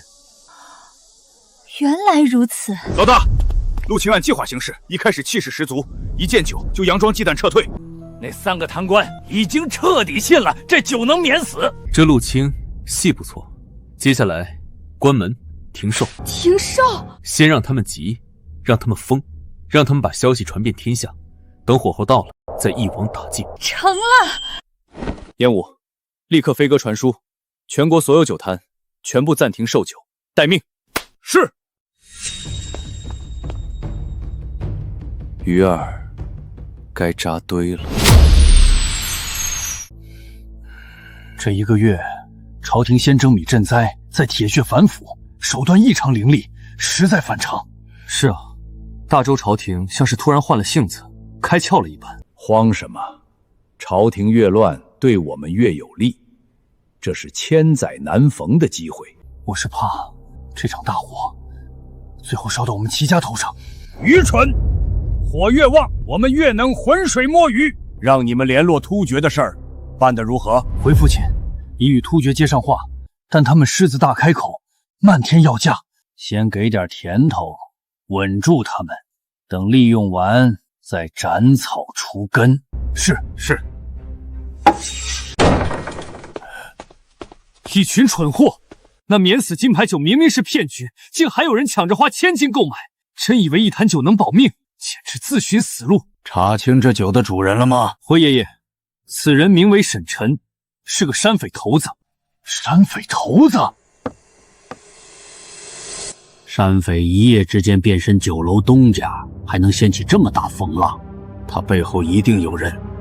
继续查。是，爷爷，这酒已经冲击我们齐家的生意，要不要直接砸了有缘酒楼，逼出幕后主使？不必，陆清刚被提拔为侍御史，又正好在灵州城。陆清铁面无私，又有陛下撑腰，灵州城必定血雨临风。等那沈晨的把戏被戳穿，酒楼自然不攻自破。父亲，大事不好！慌什么？难道朝廷又有动作？不是朝廷，是陆清。陆清怎么了？陆清奉命查办张万才、刘富贵、赵德禄3个贪官，证据确凿，却在他们拿出免死金牌酒后，直接撤兵了。什么？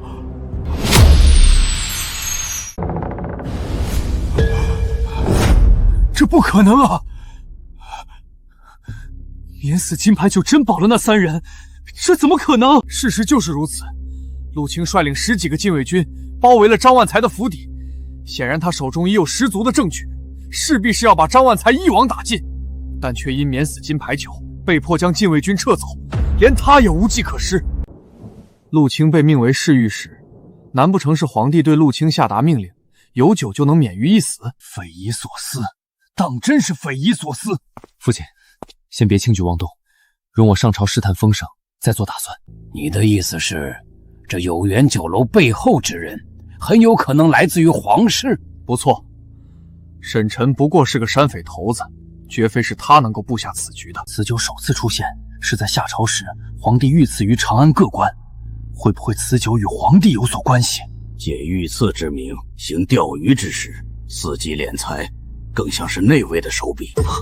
难道是内卫？此事不可再提，暗中调查即可。是。寨主哥哥叫我们来做什么呀？肯定是寨主赚了大钱，给我们发好吃的。我要你们从此读书识字，学知识，考功名，将来为山寨、为百姓出力。我们是山匪，也能考功名吗？有我在，定保你们平步青云。读书识字，考取功名。元武，带他们去吃大餐，今晚烤全羊。寨里这么热闹，发生什么好事了？好事，你们一来，准没好事。哼，你召集这些孩子想干什么？培养小土匪，让他们跟你一样占山为王吧？占山为王？你也太小看我这山寨里的乖孩子了。再过几日，贪官奸臣都杀光了，官职也就空出来了。我要让寨子里的孩子考取功名，入朝为官。你说什么？让他们考取功名，入朝为官？你要让他们考取功名，入朝为官？沈晨，你这是在祸乱朝纲，残害百姓！好你个贼子！没想到你心思如此歹毒。沈晨，你为什么要这么做？你们来我山寨就是为了说教。你一心谋反，如今又要安插人手入朝，我们怎能不担心？不劳你们费心，我让孩子们读书做官，为的是天下苍生，不是为了我沈晨一己之私。大周将亡，朝廷有这些孩子在，天下才不会大乱。若大周不会亡呢？若是大周不会亡，那就由他们发光发热便是了。可惜没有这个如果。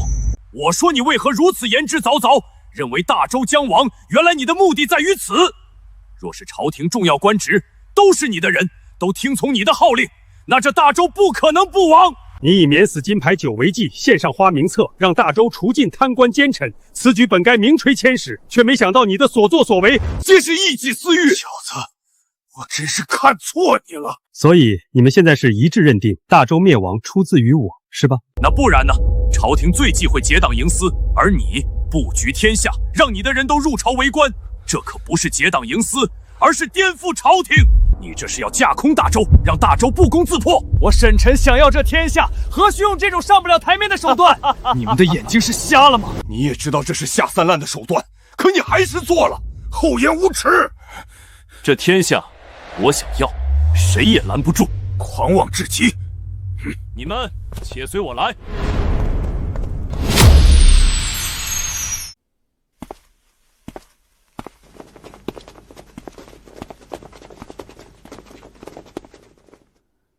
接下来你们看到的，就是我逐鹿天下的底气。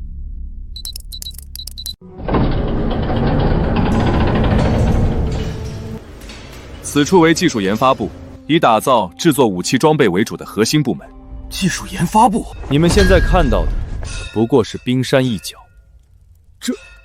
这仅仅只是冰山一角。看来朕终究还是低估了沈晨真正的实力呀。仅凭眼前这些，我便足以踏平半壁江山。半壁江山？你是说，非要等到大周覆灭你才出兵？不错，这是我的执念。我所谓的谋反，不过是让这天下顺理成章的换一个主人，平乱世，一统天下。这就是我沈晨来到此间的意义。说得好听，谁知道你会不会中途变卦？以你们的眼界，自然不懂我的执念。在你们看来，这天下是大周的天下，这天下子民是大周的子民，但在我眼里，这天下是华夏的天下，这百姓是华夏的子民。华夏的天下，华夏的子民。我之所以等大周亡后而返，是为了不伤及华夏子民。我之所以在大周亡后而返，是为了给所有华夏儿女一个安稳太平的未来。我不必向谁解释，也不需要谁理解。两条路，要么继续跟我合作，要么现在就走，从此互不相干。陛下，臣以为必须与沈晨深度合作。我明白，沈晨，你也不要怪罪我们。我虽只是一个商人，但我也心怀天下。此前与你合作，也是为了这天下的百姓。若你真能让天下苍生远离战乱，安居乐业，与你合作又有何妨？好，伯父有此决心，我很欣慰。接下来你打算如何做？不如坐下来谈，边吃边聊。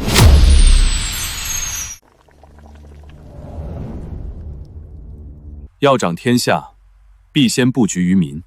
你心中已有定计，不妨直说。第一步，造福百姓，收拢民心。李兄为商人，你为山匪，如何造福百姓？如何笼络民心？很简单，盐。严武，把东西带上来。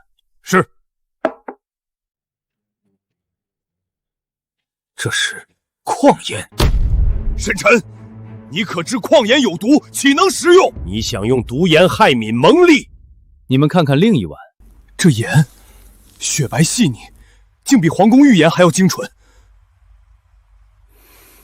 无异味，无海盐腥气，这真的是矿盐？你在军中多年，海盐、矿盐都食过，尝一尝不就知道了。陛下，这是要我以身试毒。如何？这盐入口即化，半点苦涩都没有。民间早有矿盐提存之法，但工序繁杂，产量极低，更绝无你这般精细。我的提存之法举世无双，远非民间可比。沈晨，你的意思是矿盐的提存？没错，方法简单，产量巨大，管够天下百姓吃盐。若能如此，这是造福苍生的千秋伟业。你可知朝廷管制盐业，私贩是死罪。死罪？若这盐价人人都买得起，若这盐量足以养活全天下呢，这还是死罪一条吗？更何况这大周没人能定我沈晨的死罪。盐业由朝廷直管，又牵扯世家商贾利益，盘根错节，你打算如何摆平？这不是我该愁的，是伯父该解决的。这点事都办不成，你我也不必合作了。即便如此，怎么可能每个百姓都买得起？就连军中的盐都是天价。大周的海盐20文一斗，我这矿盐一斗只需5文钱。5文？这般定价，你岂不是血本无归？海盐靠海运，运费昂贵；矿盐遍布大周，就地开采，就地炼造，几乎无运费成本。这生意稳赚不赔。他本可凭此富可敌国，却偏偏低价利民。倘若我成为这天下之主，我将不设盐监，不征盐税，不进私产，盐价只会更低，人人皆可食盐。此等雄心远见，可惜一心要反。别这么看我，我靠盐收民心，民心助我登皇位，这天下自然就是我的。这点盐力和皇位比起来，不值一提。我以为他一心为民，原来还是为了造反。果不其然，所谓远见都是为了造反。矿盐生意交给伯父来做，如何？能造福百姓，自然可行。提纯之法全在这里。你竟把如此重器放在这显眼之处，这院子除了我无人能进。收益你拿7成，我只要3成，但商号必须缴沈商矿盐，一言为定。好，这小子还真是心思缜密。你回去立刻收购盐山，从速造盐，时间不多了。时间不多了，这是何意？没什么，我只是想早点看到大周百姓人人都能吃上一口干净盐。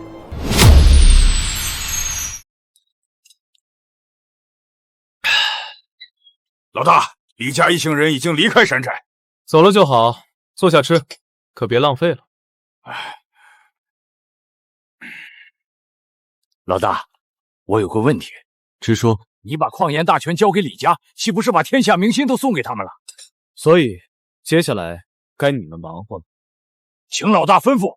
这2个月寨子里已经囤积大量矿盐，你挑选几个信得过的好兄弟，游走于江南，以1斗盐5文钱的价格售卖，商号为沈商矿盐。既然如此，咱们为何不自己全权掌控？咱们这叫花小钱办大事，只要江南百姓先认我沈晨的盐，即便李家后来发力，民心也会记在我头上。可李家若是反水呢？他们有能力垄断盐业。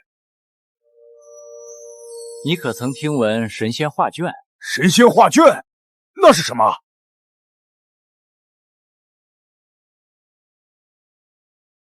老大，这小玩意儿和神仙有什么关系？这是方才发生的事，这真是神仙手段。有他在，就能证明矿盐技术出自我手。李家若敢反水，我让天下人尽知真相。老大威武！还有，卖盐时留意突厥动向，有情况立刻传书汇报。是。钱儿，父皇有何吩咐？矿盐一事，朕全权交给你督办。儿臣接旨。朕不管你用什么方法，3个月内，朕要大周百姓人人都能吃上无毒井盐。儿臣定当不辱使命。父皇，儿臣有一事困惑。有话直说。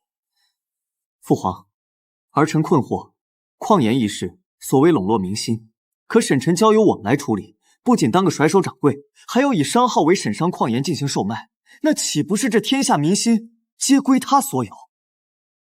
陛下，7成利益和天下民心相比，微不足道。民心才是国本，钱财不过是细枝末节。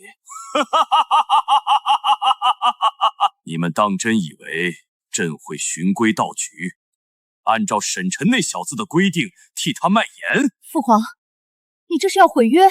非也，朕按约定卖矿盐，以商号为沈商矿盐进行售卖，而官府也可同时售卖矿盐，只需价格比沈晨的沈商矿盐略低即可。陛下，妙啊！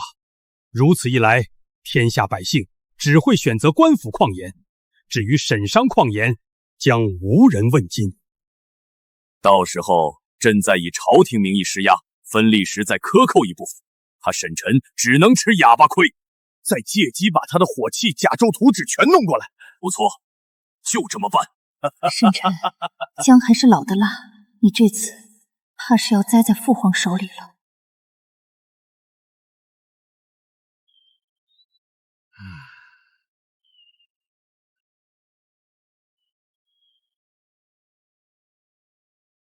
老大，是严厉从中州传回的消息。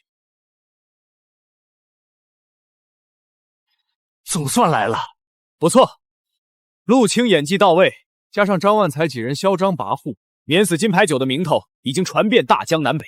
哼，这群贪官奸臣一个个急得如热锅上的蚂蚁，立刻飞鸽传书，命各地有缘酒楼重新开业，每日只售卖5坛，竞价出售，价高者得。是。老爷，您这是怎么了？灵州城传来消息，有人凭免死金牌酒让铁面御史陆清手握证据，却主动撤兵。这酒真能保命？何止保命，持有此酒，如同面见圣上，谁也不敢动咱们。那赶紧派人去买呀！不知为何，售卖此酒的有缘酒楼接连好几日关门停业，他处根本买不到啊！这可如何是好？老爷，大喜！中州有缘酒楼重新开张，正在卖您要的免死金牌酒。好，天无绝人之路啊！立刻带上全部家财，这酒我买定了。瞧一瞧，看一看喽！祖传佳酿美酒，有缘酒楼卖酒只卖有缘人。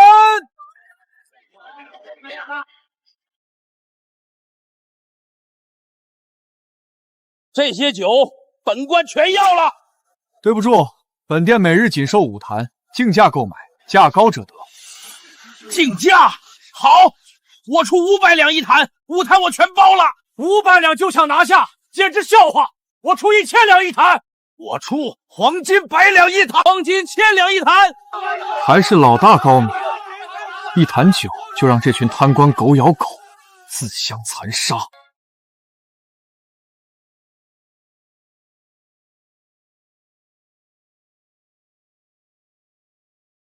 陛下，臣有本奏。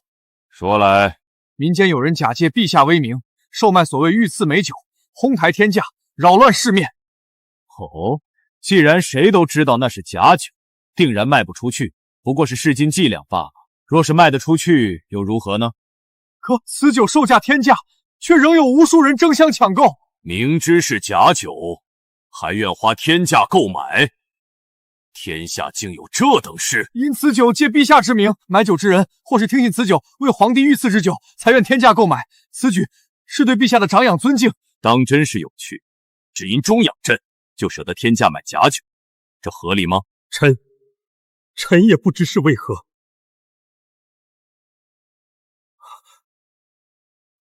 陛下，有缘酒楼当家人呈上花名册。有缘酒楼，陛下。正是这家酒楼假借陛下名义卖假酒。哦，以朕之名卖假酒，竟还敢主动出面，他这是在挑衅朕吗？将花名册呈上来，朕倒要看看他有多大的胆子。臣到底想干什么？这花名册不好，中计了。灵州城县令张万才、刘富贵、赵德禄7月初7于灵州城有缘酒楼花白银300两购一坛免死金牌酒。中州知府林伯学、知县高举、知县贾中和7月12于中州有缘酒楼花黄金1000两购一坛免死金牌酒。江南知府戚金7月15于江南有缘酒楼花黄金5000两购一坛免死金牌酒。啊！天价买酒，这是巨贪呐！原来如此，这根本不是免死金牌，是催命符，是阎罗令。堂堂朝廷官员，一年俸禄不到100两白银，竟1掷千金买酒，这些钱全都是民脂民膏。诸位爱卿，睁大眼睛看清楚，一夜10人，整整20夜，全是拿天价买酒的贪官，简直不成体统，丧心病狂。小雨，臣在。持此名册，将榜上之人全部缉拿归案，抄家不放，株连问责。臣遵旨。呵呵，有缘酒楼当家人借朕之名卖假酒，此酒被这群贪官奸臣误认为是免死金牌酒，以为持有此酒就可免于一死。他以此敛财，敛的是不义之财，再将买酒之人记录在花名册上交朝廷，让天下奸佞无处遁形。此计环环相扣，滴水不漏。陛下，此人是天下奇才，是国之栋梁。大周得此能人，实乃天佑大周。哼，你们都是大周的清官好官，怎么也学会了这套阿谀奉承？你们连一个小小的酒楼当家人都不如。臣等有罪，臣等有愧于陛下，退朝。哦，免死金牌成了催命符，好计，真是好计。主子，要不要查清有缘酒楼沈晨的底细？不必，此子绝非寻常人物，现在不可打草惊蛇。是，现在最关键的是那些被抄家流放的罪臣家眷，你立刻带人前往各地暗中接济他们。这些人满腹怨恨，只要利用得当，就是一支复仇的死士。属下遵命。老大，花名册已经上交朝廷。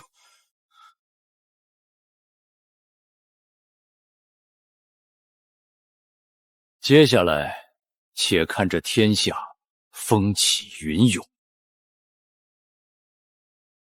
什么？1夜10人，足足有20夜，将近200人全部暴露无遗。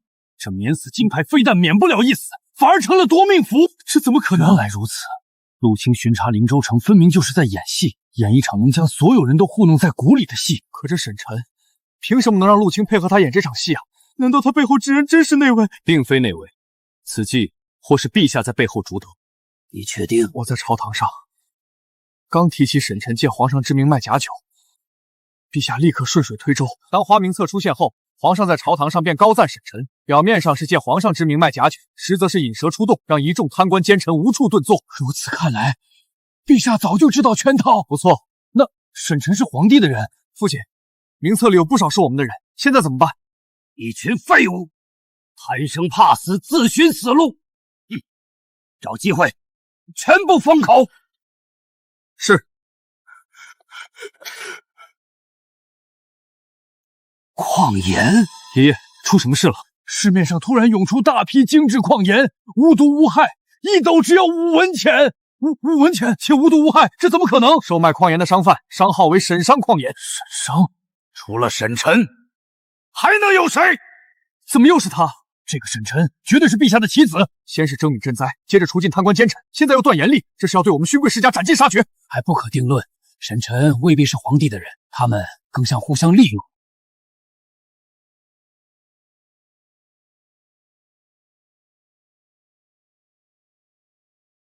侍御史陆清奉陛下之命除奸反腐，张万才、刘富贵、赵德禄速速出来认罪伏法。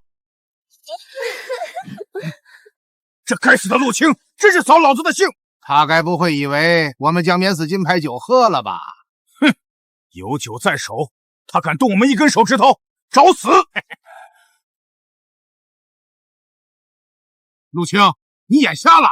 这酒乃是陛下御赐，陛下曾言要与天下群臣共饮，你敢对我们动手？陛下御赐，那又如何？你听不懂人话，见此就如见陛下，你敢忤逆圣意？哼，愚蠢至极！全都拿下！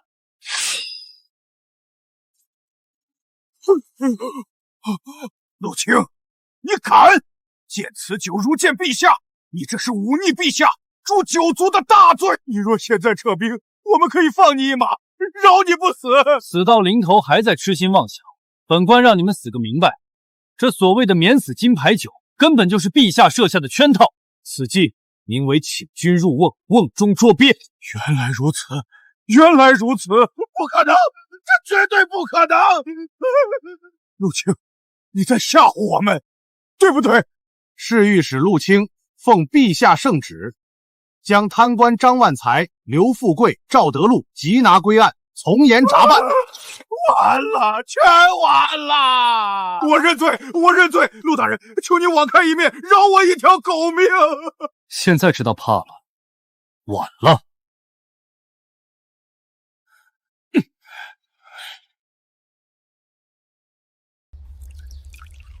有这免死金牌酒在手，整个中州，你我3人尽可横着走。今日找2位，就是商议后续合作，共分民脂民膏。大人英明，有这酒护身，朝廷再大的官也奈我们不得。合作可以，但大人得拿出诚意，不能独吞好处。高枕无忧，我看你们是死到临头还不知。你是谁？敢闯林大人府邸，活腻歪了！你是镇国将军李景武，镇国将军，认出来就行。正好我也无需动手，不如你们束手就擒吧。你这是何意？我奉陛下之命，前来将你们3人缉拿归案。你们说我是何意？镇国大将军，你可知这是何物？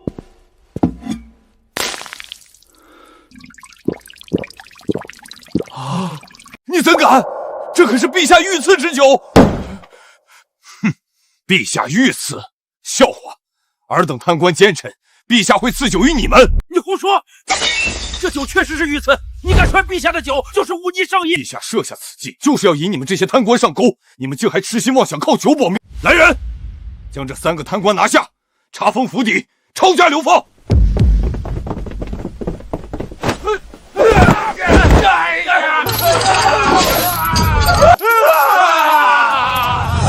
此次中州之行干得不错，都是老大指挥的好。这连环计把那些贪官骗得团团转，竟真有人花3000两黄金买一坛酒。哟呵，出去一趟拍马屁的功夫倒是见长，以后这种活就交给你。别，老大，我错了。小老弟，你这进步也就只剩拍马屁了。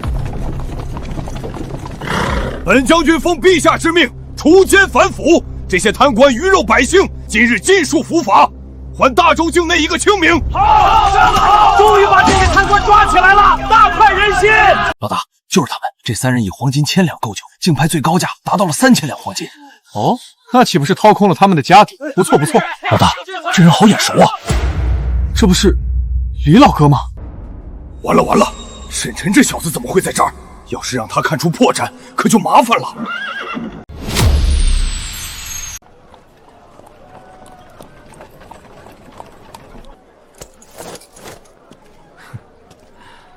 李老哥，我都认出你来了，还躲什么呢？小老弟，你认错人了，本将军并非你口中之人，不得对将军无礼。哦，是我唐突了，懂，我都懂。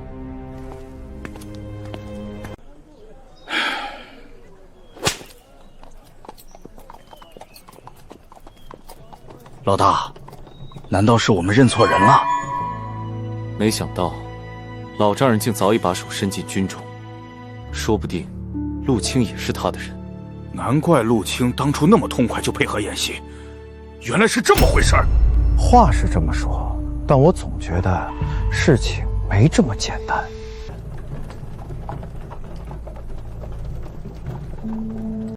哟，这不是张大人、刘大人、赵大人吗？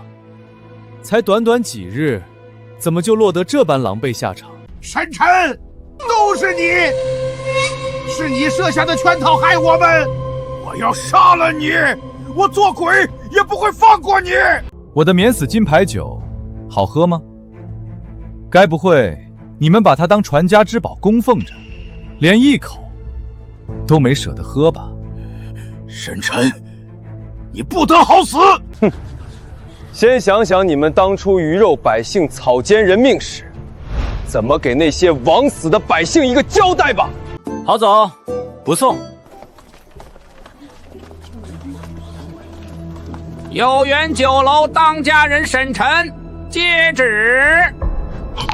老大，怎么办？沈晨借朕之名售卖美酒，巧设妙计，将天价购酒之贪官一一记录，呈交花名册于朝廷，助朕除尽天下奸佞，还百姓清明。朕心甚慰，特封有缘酒楼所售之酒为免死金牌酒，赏黄金10000两，钦此。草民沈晨，多谢皇上。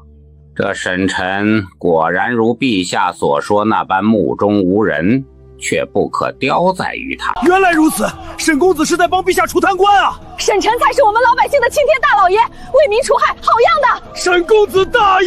诸位，有缘酒楼暂时停业，再次开业，免死金牌酒一定会给各位一个满意的价格。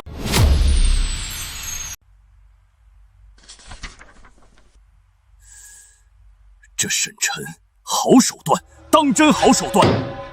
他竟先下手为强，以沈商矿盐为商号，在江南大肆售卖矿盐，抢尽先机。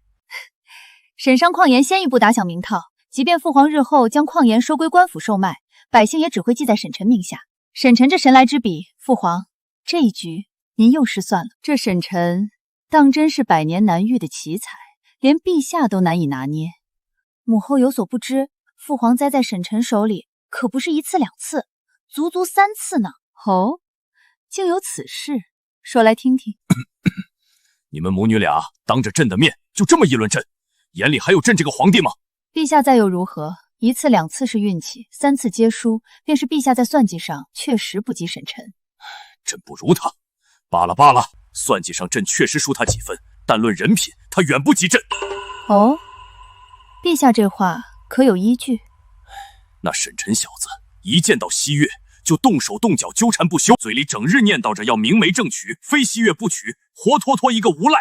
没错，母后，他就是个登徒子，整日对我纠缠不清。朕看这小子就是欠收拾。更过分的是，前儿曾提醒他，西月已有婚约在身，你们猜他怎么说？难不成他要抢婚？抢婚？你还是小看他了。他竟敢当着朕这个大周皇帝的面说，这天下迟早是他的，一纸婚约在他眼里不过是废纸一张。还真如西月所说，这沈晨满脑子都是造反的念头。若非朕隐藏身份，潜伏在他身旁暗中观察，这大周天下怕是真要被他掀翻。可若是父皇的身份暴露，沈晨知晓自己一直被欺骗，他会做出什么事来？会不会彻底反目？不过也多亏了他，大周的内忧已然解决。如今最大的隐患便是突厥，只要有朕在，大周绝不会亡。只要他信守承诺，也绝不会贸然造反。听陛下这么一说，我倒真想见见这个既狡黠又有本事的奇人了。无妨，等况颜在天下全面铺开，局势稳定后，朕便带你去见他。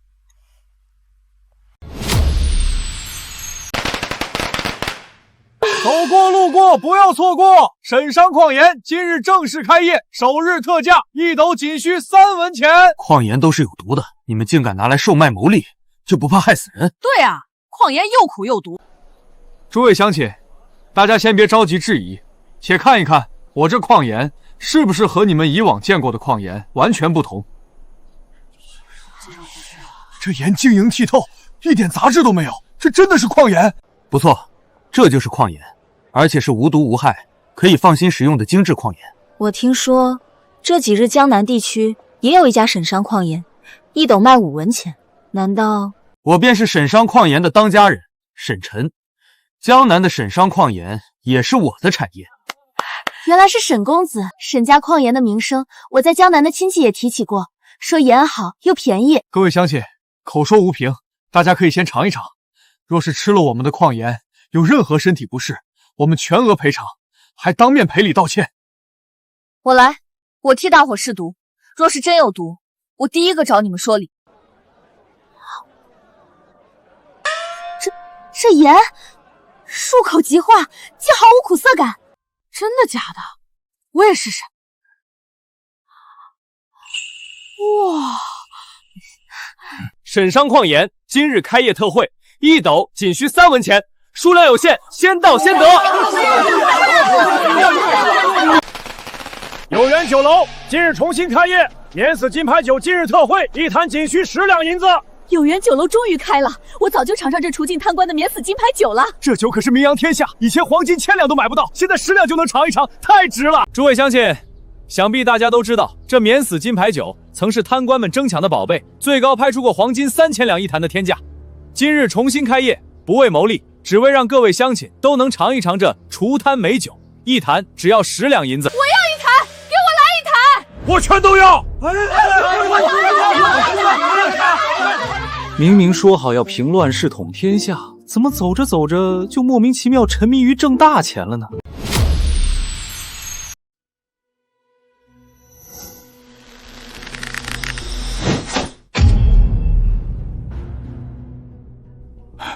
老大，李家一行人已经到门口了。来得正好，省得我去请。好剑法，这把弓可否让我看一看？你啊，夸我剑法好，实则是惦记我的弓。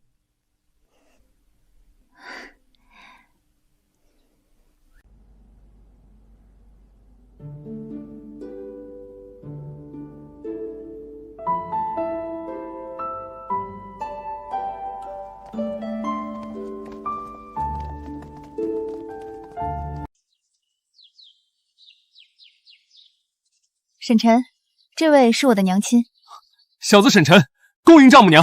丈母娘，你这孩子倒真是如西月所说，厚颜无耻，一点都不生疏。小子，我说了，我女儿西月绝不会嫁给你这个山匪。伯父说的是，山匪这个身份确实配不上西月。你小子怎么突然认怂了？不对劲，你肯定又在打什么坏主意。哈哈哈哈！知我者，老丈人也。岳父大人，请稍后。严武，将图纸拿来。是。这第一份就是西月手中那把复合弓的图纸，此弓力道惊人，可轻松破开大周最强甲胄。如此精密的构造，真是巧夺天工。若是我大周骑兵人人都配有此弓，定能所向披靡，无人能挡。这第二份是一身精致甲胄的图纸，此甲坚硬无比，可抵御大周所有最强兵刃。这甲胄与我此前见过的竟有很大不同，做工更精细，材质也更出众。不错，这是我改良过的版本，比之前的甲胄防护力更强，也更轻便。所以这2份图纸还有这甲胄复合弓，你是打算交由我李家来制造？伯父都已经把手伸进军中了，我若是再不拿出点诚意，岂不是落后了？我说的对吗，李将军？不好，沈晨这话是什么意思？他难道已经知道李景武的真实身份了？若是他察觉我隐藏身份，后果不堪设想。为了大业，家主命我潜入军中查探虚实，那日在灵州城才未能与你相认。我懂，我都懂，都是自己人，何必这么见外？对，正所谓知己知彼，百战百胜。我也是为了大局着想。我还知道，侍御史陆清也是伯父的人吧？西月，你还想瞒着我呢？我也是听从父亲的安排，不是故意要瞒你的。这可就不对了，都是自己人，这般遮遮掩掩，多生分。沈晨，言归正传，如今大周贪官已除，灾情也通过征米赈灾得到缓解，内忧已解，你还是一心要反？我曾说过，大周的内忧远不止这些。远不止这些？沈公子这话是什么意思？这个冬天，才是大周走向灭亡的根源。何为灭亡的根源？为何偏偏是这个冬天？时间不多了，武器装备的打造要加快。为了大业，还请伯父全力以赴。大摆宴席，恭迎伯母。是。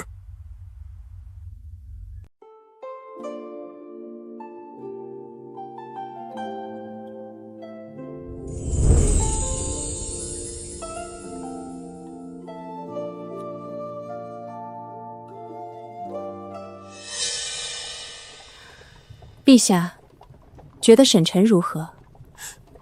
皇后突然问这个，是何用意？我看西月与沈晨情投意合，或许这是一段天定良缘。皇后休要胡言，沈晨是个奇才不假，但他一心想要推翻大周，我绝不可能让西月嫁给这样一个反贼，这等同于羊入虎口。陛下，你只看到他要反，却没看到他对西月的真心，也没看到西月对他的情谊。若是两人能结缘，日后即便有变数，凡事也有挽回的余地。陛下有没有想过，若沈晨所言非虚，大周真的会在这个冬天覆灭，你让西月何去何从？男儿征战四方，生死难料，可西月是女儿身，若是真的亡国，她一个弱女子将要遭受什么？陛下难道就从未想过吗？沈晨有勇有谋，对西月又真心相待，若是能有他庇护，即便日后天下大乱，西月也能独善其身，平安一生。朕考虑考虑。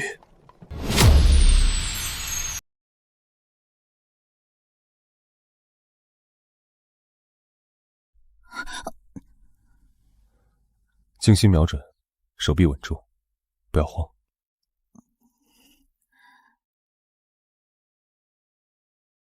放。中了！我射中了！沈晨，我真的射中了！那是，也不看看是谁手把手教你的。你看看你，俩小辈谈情说爱，你如此激动，至于吗？至于，我真想砍了他那只不安分的臭手，竟敢对朕的女儿动手动脚！老大，李家主，不好了，出大事了！慌什么？慢慢说，何事如此紧急？灵州城所有的打造部全被齐家的人抢占了，他们来势汹汹，下手极快，我们的人根本来不及阻挡。什么？齐家？他们竟敢如此放肆，公然抢夺产业！齐家憋了这么久，总算是按耐不住，主动跳出来。沈晨，看你的样子，似乎早就预料到齐家会有此一举。不错，我早就料到他们不会善罢甘休。你们都以为大周的内忧已经解决，贪官除尽，灾情缓解，天下就太平了。实则不然，像齐家这样的勋贵世家，才是大周内忧最大的隐患，是啃食大周的毒瘤。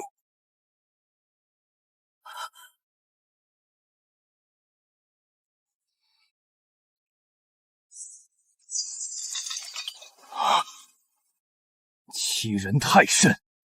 沈晨这小子简直欺人太甚！他卖酒售盐，短短1个月，屡次吞并我齐家产业。如今沈家产业遍布大江南北，势头早已压过我齐家。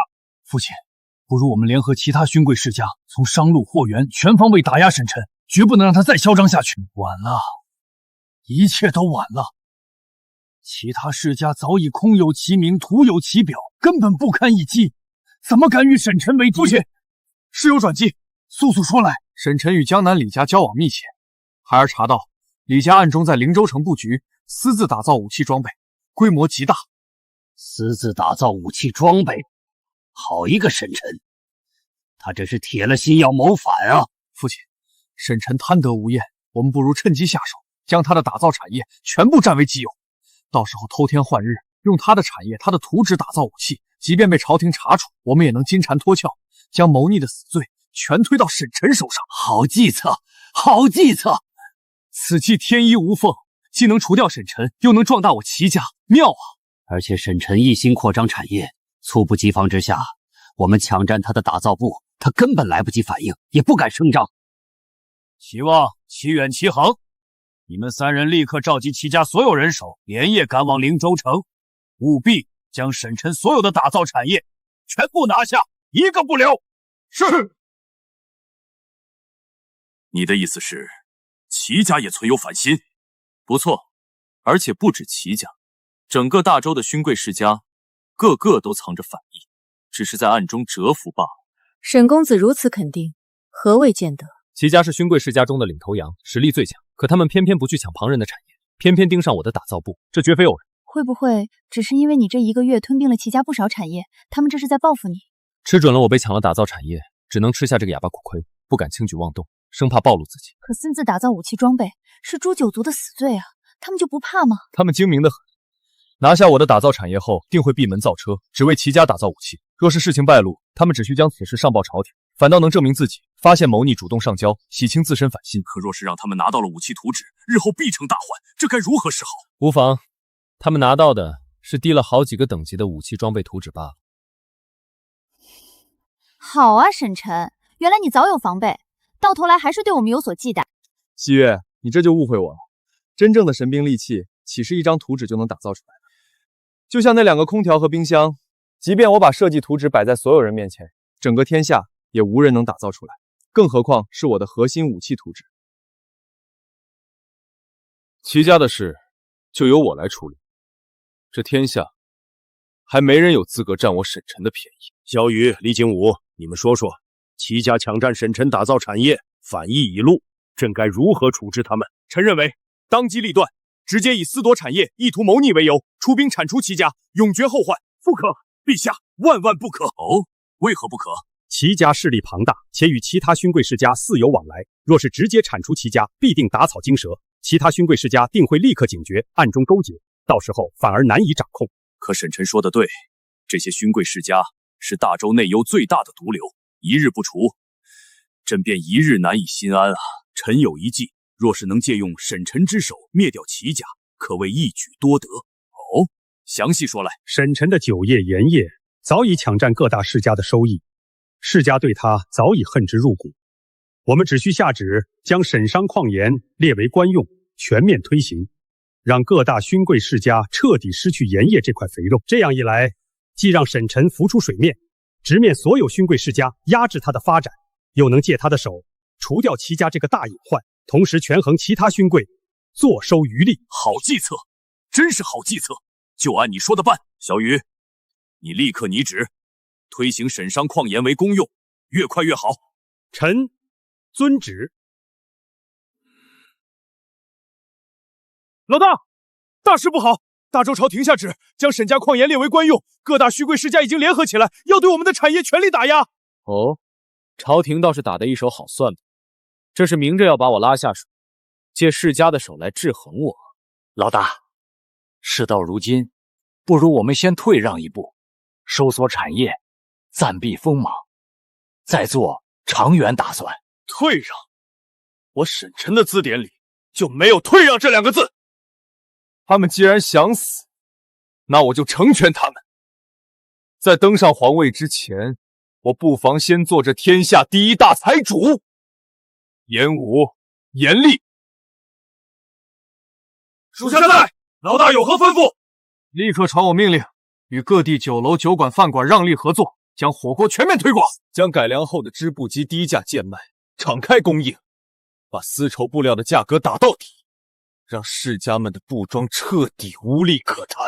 将杂交水稻、高产土豆的种子上交朝廷，推动全国种植，把粮食价格压下去，断了世家们囤积粮食、谋取暴利的路子。是，属下遵令，立刻去办。敢跟我斗，我就直接掀桌，看谁先扛负重。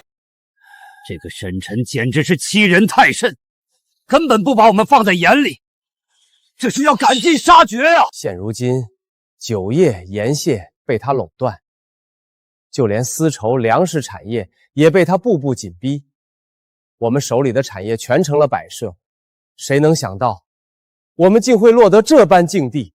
他靠着免死金牌酒收割了贪官的家产，财力雄厚的无法计算，我们根本玩不过他呀！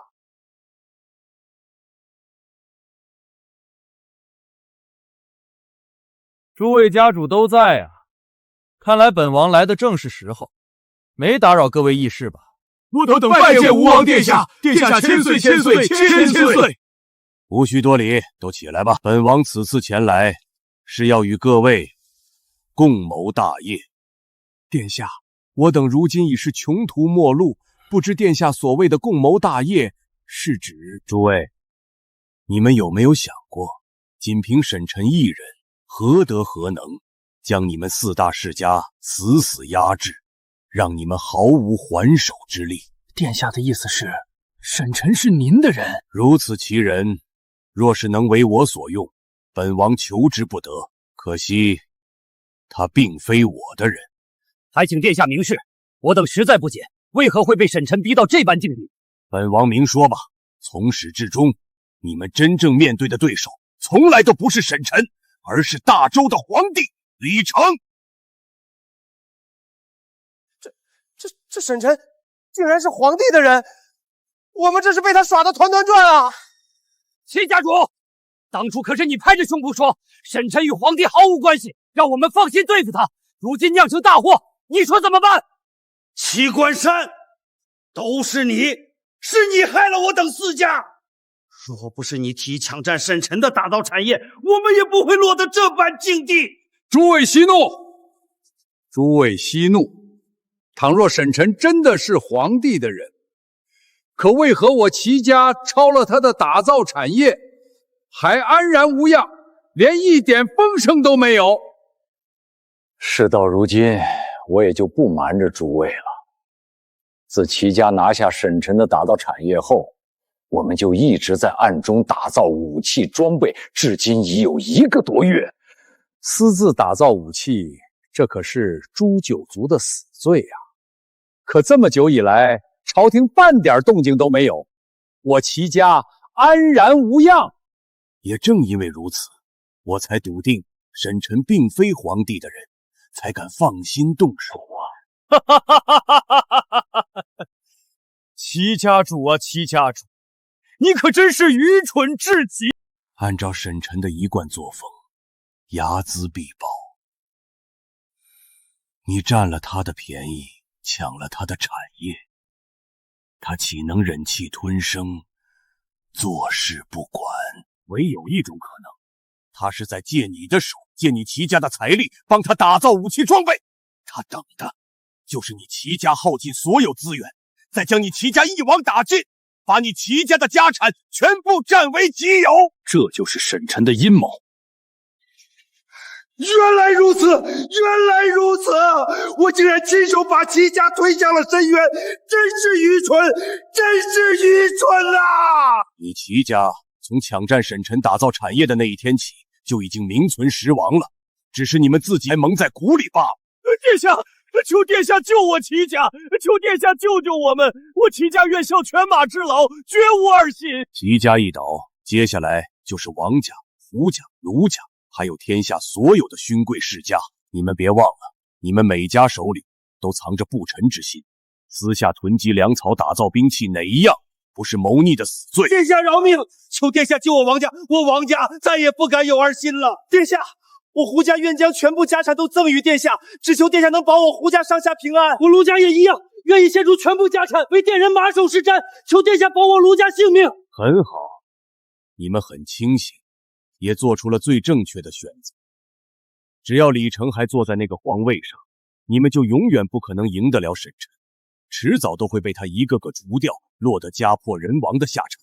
想保住你们的家业，想保住你们的性命，唯有一种可能，那就是这天下不再是李成的天下。我等愿誓死投靠殿下，祝殿下登临大位，成就大业。很好，本王在此立誓，待我登临皇位之日，便是你们四家封侯拜相之时，保你们家族兴旺，富贵无忧。我谢殿下，我等定当全力以赴，祝殿下成就大业，绝不辜负殿下厚望。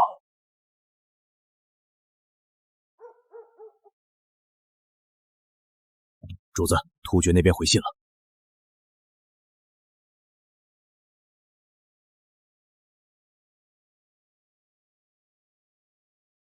哈哈哈哈哈！真是天助我也！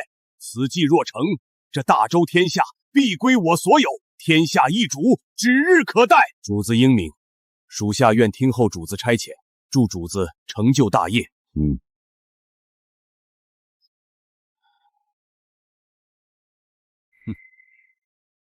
废物，全都是废物！短短几日，突厥竟连破我漠北边境4城，烧杀抢掠。你们这群酒囊饭袋，竟无一人能想出退敌之策。陛下息怒，突厥向来只是在漠北边境骚扰，多为临时起意。可此次他们发动奇袭，动作果断，目标明确，绝非偶然。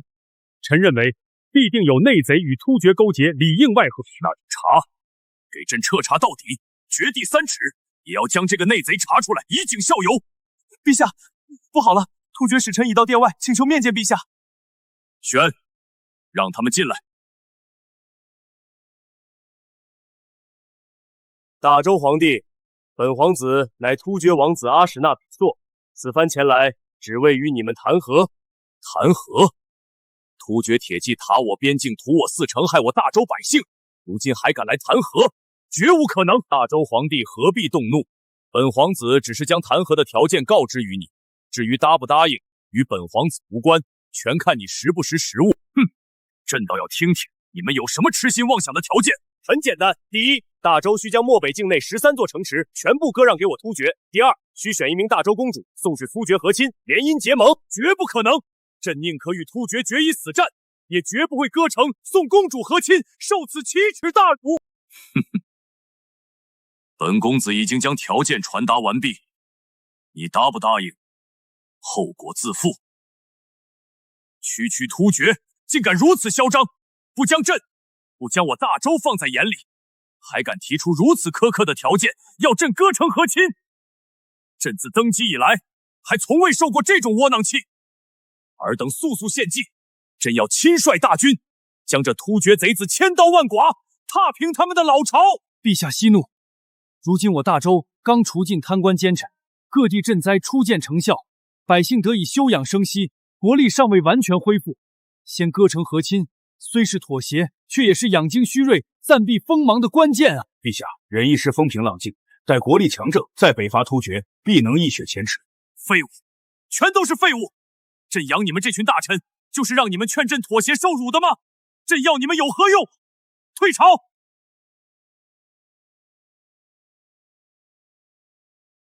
陛下，末将愿立下军令状，亲率大军出征，定将突厥贼子击退，收复失地，以雪今日之辱。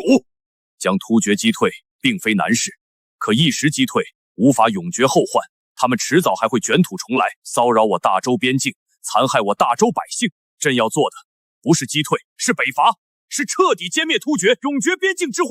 父皇，女儿听说了，突厥要让大周送公主和亲，女儿不要去，女儿不要联姻，女儿只想陪在父皇身边。悠然，别怕，有父皇在，朕绝不会将你送入突厥贼子手中，绝不会让你受半点委屈，你且放心。父皇，若是实在没有办法，西月愿替悠然出嫁，前往突厥和亲。胡闹！朕的女儿个个金枝玉叶，绝不可能用来联姻和亲，绝不可能用你们的幸福去换所谓的和平。此事休要再提。入秋了，大家好不容易聚在一起吃个饭，可伯父因何事这般愁眉苦脸？沈臣，你有所不知，突厥连破漠北边境4成，我李家在漠北的所有产业全被他们抢占一空，损失不计其数。事发突然，损失在所难免。沈臣，你是不是一直在等？等的就是突厥进攻大周？是，也不是。我曾说过，这天下是华夏的天下，这天下的子民是华夏的子民。我之所以等大周王后而返，是为了不伤及华夏子民，就不可能任由突厥残害华夏子民。可这天下还是大周的天下，我若起兵攻打突厥，就算我的出发点是好，也会与大周全面对立。如此一来，即便我登上皇位，也是从大周手中抢下来，并非顺理成章，天命所归。所以，你是在等大周与突厥全面开战，大周不敌突厥后，再起兵救天下于危难之际。不错。楼下何事这般吵闹？突厥使臣阿史那比索带着随从在楼下闹事，还动手打了百姓。将窗户打开。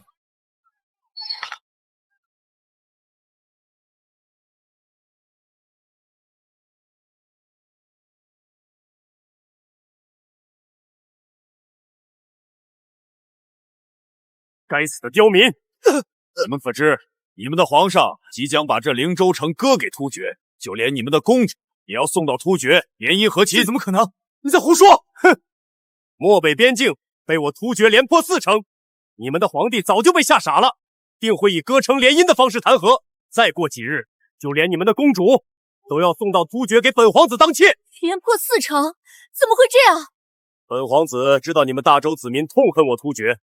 这些年，我突厥祸乱大家边境，民不聊生，而大周皇帝选择忍气吞声，就是惧怕我突厥大军压境。你们崇敬的皇帝，说白了就是个贪生怕死的主。哈哈哈哈！就是啊！你们信或不信，结果都一样。大周若是不与我突厥谈和，那我突厥也会杀尽大周。哈哈哈哈哈！届时，你们都将永世为奴。还不提前给你的主人跪下磕头认错！沈臣不可！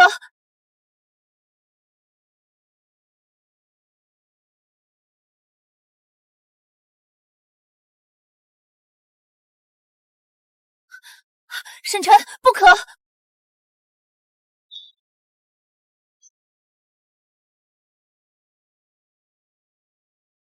二王子，二王子，是谁？竟敢杀害我突厥二王子！有种出来！是我，将他的尸体抬走，回去告诉你们的可汗，把他的项上人头准备好。我沈臣不日便会亲自去取。大周敢杀我突厥二皇子，我突厥绝不轻饶！你们就等着我突厥大军压境吧！杀得好，杀太泄气了！这突厥贼子早就该杀了！沈公子威武，都让参军跟着沈公子杀突厥，护我大周！参军杀突厥，参军杀突厥！一个跳梁小丑也敢在灵州城撒野，扰了我的兴致。这就是西岳曾说过的火气，一瞬之间击杀敌人，让人防不胜防。若是大周将士能只有此火气，区区突厥何惧之有？问题解决了，吃饭吃饭。沈臣，你怎么能就这么杀了突厥的二皇子，甚至还让随从将他的尸体带回去。一个小小的突厥二皇子，杀了就杀了，有何不妥？你这么做，突厥定会与大周开战。哼，我这是在替大周皇帝做选择。突厥都骑在他脸上拉屎撒尿了，他竟然连个屁都不敢放。我看这大周皇帝就是打算割地联姻谈和。大周绝不可能割地给突厥，也不可能与突厥联姻谈和。伯父，你说了可不算。倘若大周皇帝真能有如此魄力，为何不趁着突厥内乱北伐呢？反而被突厥连破4城。北伐岂是口头上说的简单？纵然突厥内乱，大周难以全胜。若仓促进军，即便小胜，也没有丝毫意义，只能让突厥可汗引起警觉，远遁漠北。若是联合薛延夺共伐，突厥可汗何处遁逃？沈臣，你难道不知薛延夺乃突厥属国吗？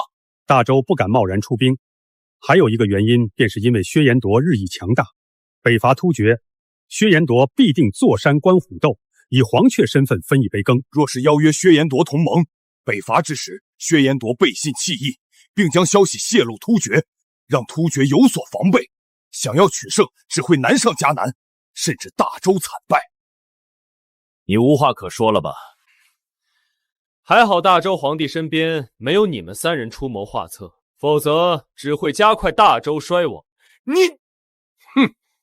倘若薛延夺与突厥有仇怨呢？哼！倘若薛延夺与突厥有仇怨呢？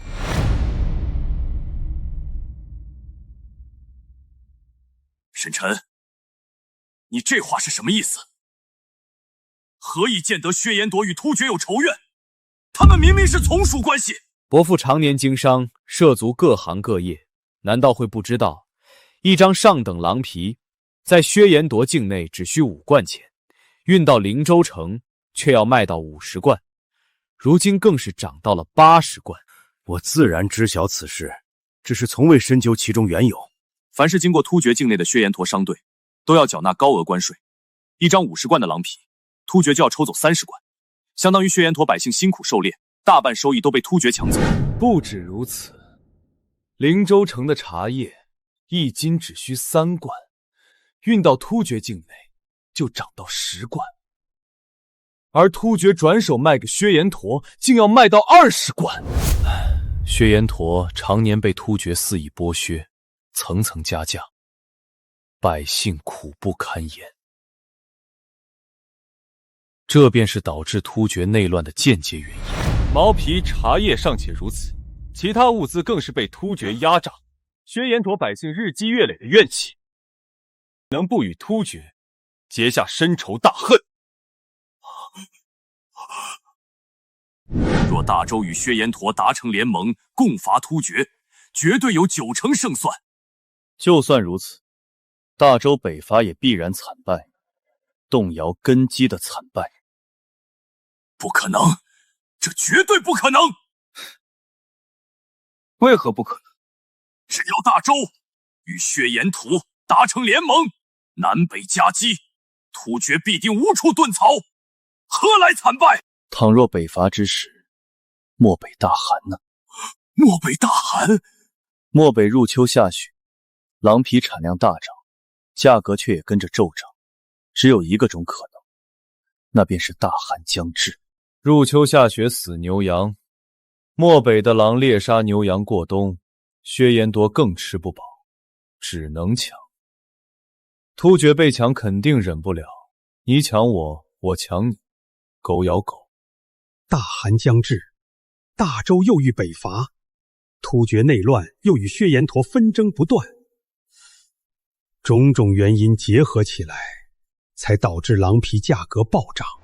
我之所以说大周北伐惨败，最大原因便是大周皇帝优柔寡断，定会延误北伐良机。一旦漠北大寒，北伐将毫无胜算，大周惨败已成定局。即便现如今大周内忧已得以缓解，但只要北伐惨败，大周必定灭亡。大周惨败后，突厥势必与薛延陀联合，全力进攻大周。不错，没有永远的朋友，也没有永远的敌人。伯父，你看看，你又把话题引到这上面来，结果呢？我长篇大论，你又不开心了。伯父，你看看你又把话题引到这上面来，结果呢？我长篇大论，你又不开心了。朕决定了，要御驾亲征，北伐突厥。陛下三思。陛下，万万不可啊！漠北大寒将至，北伐凶险万分。您乃九五之尊，岂能亲涉险境？陛下，北伐一事事关重大，需从长计议，遴选良将，筹备粮草，万万不可仓促决定啊！朕意已决，无需多言。突厥欺我大周太甚，杀我百姓，占我城池，朕岂能坐视不管？朕要北伐突厥，永绝边境后患，不做束手待毙的守城之君。倘若这是陛下深思熟虑后的决定，妾必全力支持。打理好后宫，为陛下稳固后方，静待陛下凯旋。女儿也是如此，全力支持父皇。愿父皇旗开得胜，早日平定突厥，平安归来。好，哈哈哈！不愧是朕的亲人。3日后，朕将昭告天下，亲率大军御驾亲征，北伐突厥，踏平漠北。臣遵旨，祝陛下北伐万死不辞。沈晨，稀客，不过怎么就你一个人？怎么不欢迎我？怎么会不欢迎？只是你爹那个跟屁虫没跟来，一时还真不习惯。还不是你这个登徒子，总喜欢对我动手动脚。别忘了，那日我救了你，你就是我的压寨夫人。哼，说好的，明媒正娶。陪你喝一杯，求之不得。沈晨，你怎么一直给我倒酒啊？你喜欢酒，我倒酒，这叫成人之美。什么成人之美？你就是故意的。我可不是什么好人。沈晨，我信得过你，你是正人君子，坐怀不乱。古代有个书生与女子在庙里暂住，同睡一张床上，女子在2人之中放了一条被子，以此为戒，并写了张纸条，过界者禽兽也。第2天醒来，书生果然没有越界，你觉得如何？此书生是个正人君子。错，此乃禽兽不如也。原来你在这儿等着我呢。今夜我就要做一回禽兽。今夜我就要做一回禽兽。胡闹，简直是胡闹！一夜未归，孤男寡女共处一室，成何体统？陛下息怒，西岳与沈晨情投意合，并非一时冲动。沈晨为人正直，重情重义，定会好好待西岳，何不成全他们这段良缘？朕此次御驾亲征北伐，虽有胜算，却也难保不会有不测。朕这一去，不知能否平安归来。西岳的终身大事，朕不能再拖延。陛下北伐定能成功。朕也知道沈晨是个可靠之人，既然他与西岳情投意合，朕便成全他们。陛下想通了，定能一切顺利。朕要在出征前看着西岳成婚，了却这桩心事，也能安心北伐，永绝突厥后患。正好出征前喝上一杯喜酒。喜酒如此急切，朕怕这会成为一生的遗憾。那就依陛下的。沈晨，父皇即将北伐，你与父皇立场不同，倘若日后兵刃相犯，你会不会因为我而手下留情？沈晨，你给我滚出来！唉，老丈人还是来了。快起来，穿好衣服。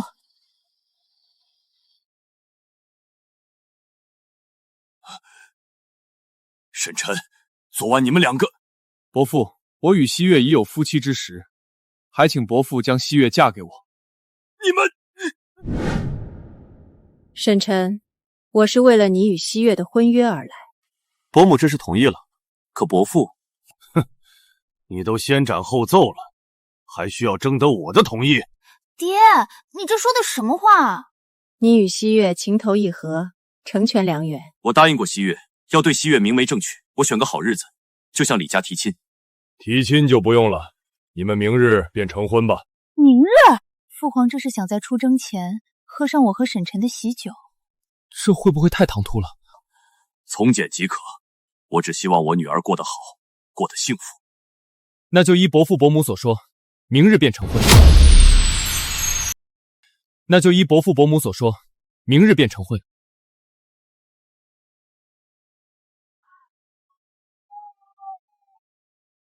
乡亲们，劳驾让一让，今日我沈晨成婚，可不能耽误了吉时。新郎官这么急，是怕新娘子跑了。这可是天大的喜事啊！朕终究还是毁约了。陛下，臣心悦诚服。沈晨乃当世奇才，西月嫁他是天作之合，臣不敢有怨。那就让你儿子萧齐多和悠然走动走动。臣谢陛下隆恩。陛下，也请为臣儿李宗文赐一门良缘。滚！朕不是媒婆。岳父岳母在上，女婿沈晨前来迎娶西月。好，我把女儿交给你了，你若负她，我绝不饶你。快起来吧，今日是大喜之日。寨主哥哥娶媳妇了，我们要有小寨主了！恭喜寨主，贺喜寨主，祝寨主与夫人百年好合。请新郎官向岳父岳母敬酒。岳父大人，请喝酒。好女婿，沈晨，朕的喜悦就交给你了。岳母大人，请喝酒。好。请新郎官祝新娘向父亲母亲敬酒。父亲，请喝酒。西月，为父喝了你和沈晨的喜酒，一事无憾。父亲定会如愿以偿。这是出了什么事了？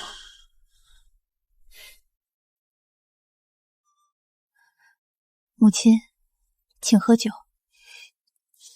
乖女儿，乖女儿。一拜天地，二拜高堂，夫妻对拜。夫君，今后无论发生什么，万事以和为贵。好，我都听娘子的。好，我都听娘子的。突厥罪责有三：其一，背弃盟约，屡犯我大周疆土，杀我军民；其二，攻破漠北4城，屠戮无辜，血流成河；其三，辱我邀月公主，至今下落不明，欺君罔上，罪无可赦。朕今日御驾亲征，北伐突厥，不灭突厥，誓不还朝。吾皇威武，北伐必胜。老大，大周皇帝突然发布北伐檄文，昭告天下，御驾亲征突厥。御驾亲征，没想到这位守成皇帝竟也有如此魄力。夫君，你看此战胜算几何？若能赶在漠北大汗之前与薛延铎合兵夹击，本可大胜。只可惜时机不对，薛延铎与突厥尚未彻底反目，随时可能临阵倒戈。千万不要出事！演武严厉，点其精锐，悄悄随军北上。若大周皇帝胜，我便助他扫平余孽；若他战死，我便替他复仇，接替他北伐突厥，就此执掌天下。遵命。刚成婚便要别离，是我委屈你了。夫君以天下为重，我在家中等你平安归来。等我。好，很好。李成竟敢御驾亲征，那本王就让他有去无回。殿下洪福齐天，这是天赐良机，大业可成。恭贺吴王殿下，大业将成。传令下去，集结所有私兵，悄悄尾随北伐军，待时机一到，与突厥薛延陀三面合围，把李成和他的大军一网打尽。遵令。陛下，大喜！薛延陀首领已答应结盟，愿与我军共伐突厥。好，天助我大周！此番南北夹击，定叫突厥可汗插翅难飞。此战必胜！突厥乌合之众不堪一击，将士们乘胜追击！陛下，有了沈臣的复合弓和精甲，我军所向披靡，突厥刀枪难入我军分毫。此等装备，我大周铁骑可横扫漠北。陛下威武！陛下威武！陛下威武！陛下，大事不好！我军后方出现3万大军，来路不明。3万之众，何处来的军队？定是沈臣那小子，嘴上仁义道德，背地里阴险狡诈，果然要落井下石。护驾，快护住陛下！薛延陀，你们竟敢背信弃义！大周皇帝，你太天真了！今日就是你的葬身之地，这可是我等为你布下的天罗地网。原来如此，你假意与我大周结盟，实则暗中与突厥里应外合。不止如此，还有本王李福，后方兵马是你部署的。皇兄现在才明白，太晚了。你身为大周王爷，竟敢勾结异族，叛国弑君！勾结？我这是顺天应人。皇兄，放下武器投降，我可留你全尸。废话少说，3军合围，将他们全部斩杀！全军结阵，向外突围，保护陛下向西撤离！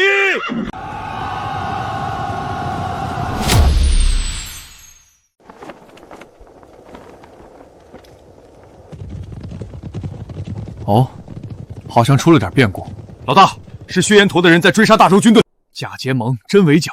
薛延陀早跟突厥串通好了，以此围剿大周北伐军。不对，还有一队人马，甲胄兵器全是大周制式，是内奸。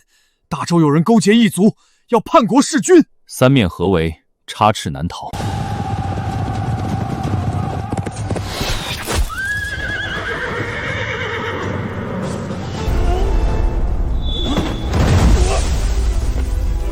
陛下，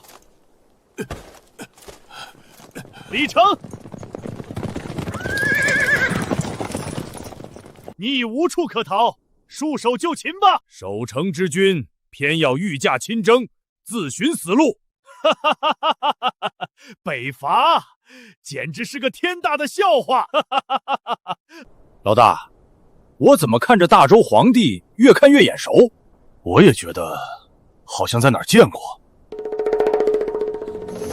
西岳，他怎么会在这里？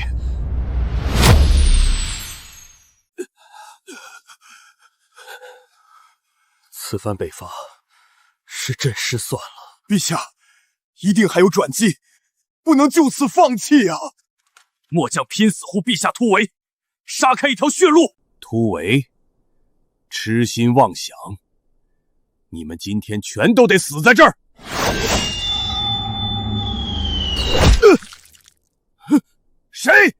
谁敢偷袭本王？西岳，他怎么会在这儿？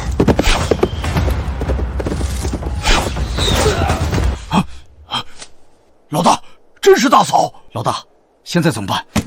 全军听令，随我杀过去！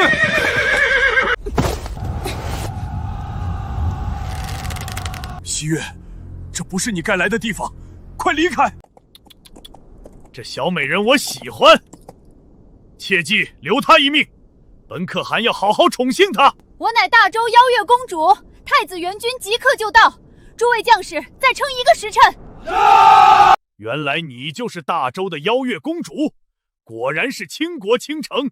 本天可汗这就将你活捉过来。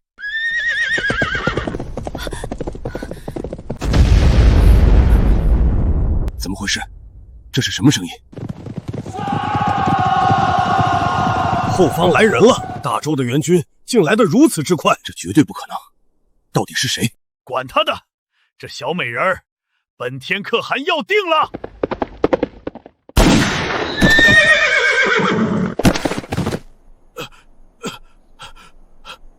你是谁？我的娘子，你也敢动？夫君，你来了。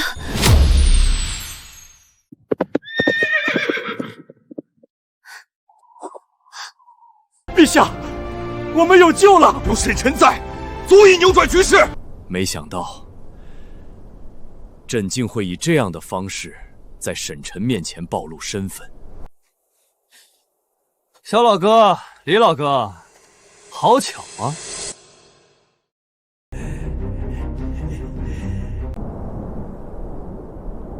我是该称呼你为伯父，还是岳父？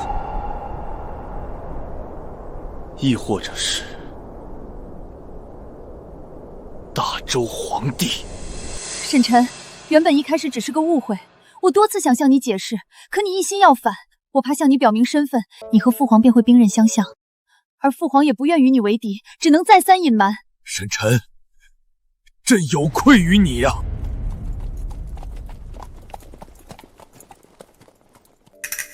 呵呵，原来你就是沈晨。正是。既然你我目标一致，不如联手，平分天下。平分天下，你还不够格。那若本王将大周皇室满门抄斩，够不够格？杀尽大周皇室，确实是个好计策。可惜你失算了。本王失算了？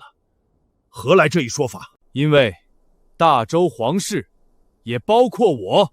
你这是何意？他是朕的女婿，大周驸马。女婿？没办法，我稀里糊涂就成了大周的驸马爷。原来如此，不过也好。那本王就将你们一网打尽，这大周江山唾手可得。全军听令，杀！一个不留！杀！杀！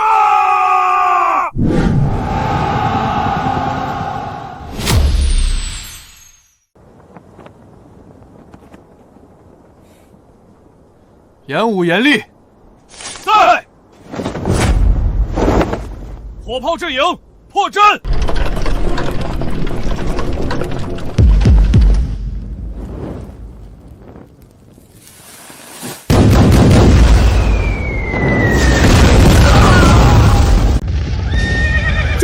这是何物？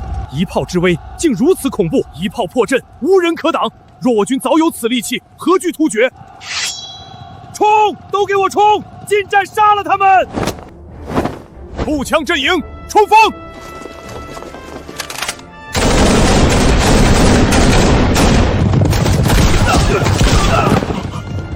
这又是何物？你们使的是什么妖术？原来这才是沈晨一直藏着的大杀器。我终于明白夫君曾说过的降维打击是何意了。降维打击，好一个降维打击！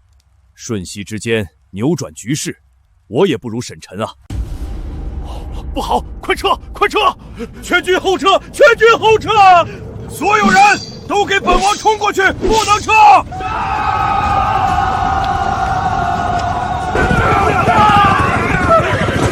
全军出击，除放下武器投降者，一个不留！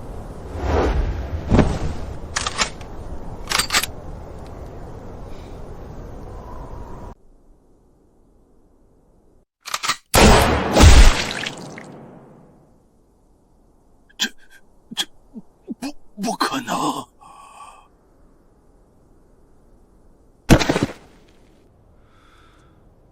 李福死了。100丈之外，一击毙命。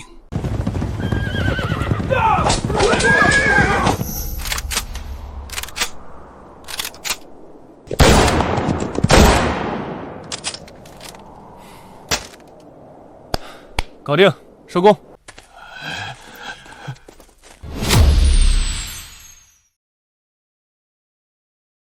我沈晨运筹帷幄，算计天下，却不曾想到头来竟是个小丑，被你这大周皇帝耍得团团转。沈晨，这天下你想要你就拿去。岳父，您舍得吗？舍不舍得不是我说了算，而是你说了算。那我就……恭喜宿主完成平乱世一统天下主线任务。原来不用当皇帝也能完成任务。穿越古今通道已经开启，通道地点为山寨主屋。穿越古今的通道，所以我这是能回到现代了。当皇帝，起得比鸡早，睡得比狗晚，操心比牛多，这活谁爱干谁干。能来回穿越，倒一倒就能财富自由，那谁还愿意当牛马皇帝啊？夫君，你不是要做天下之主吗？怎么突然就改变主意了？想知道答案？是因为我？是，也不是。你先跟我回家。岳父，你还是这大周的皇帝，收尾的工作就交给你了。这沈晨他到底是什么意思？猜不透，看不穿。既然他不想要这天下，那朕就勉为其难，继续当这个皇帝。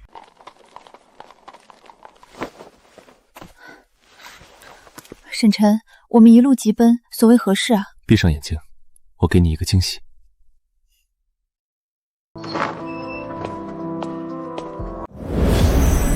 想必这就是穿越通道了。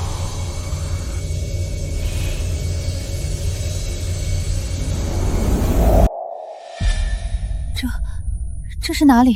这就是我那遥远的故乡。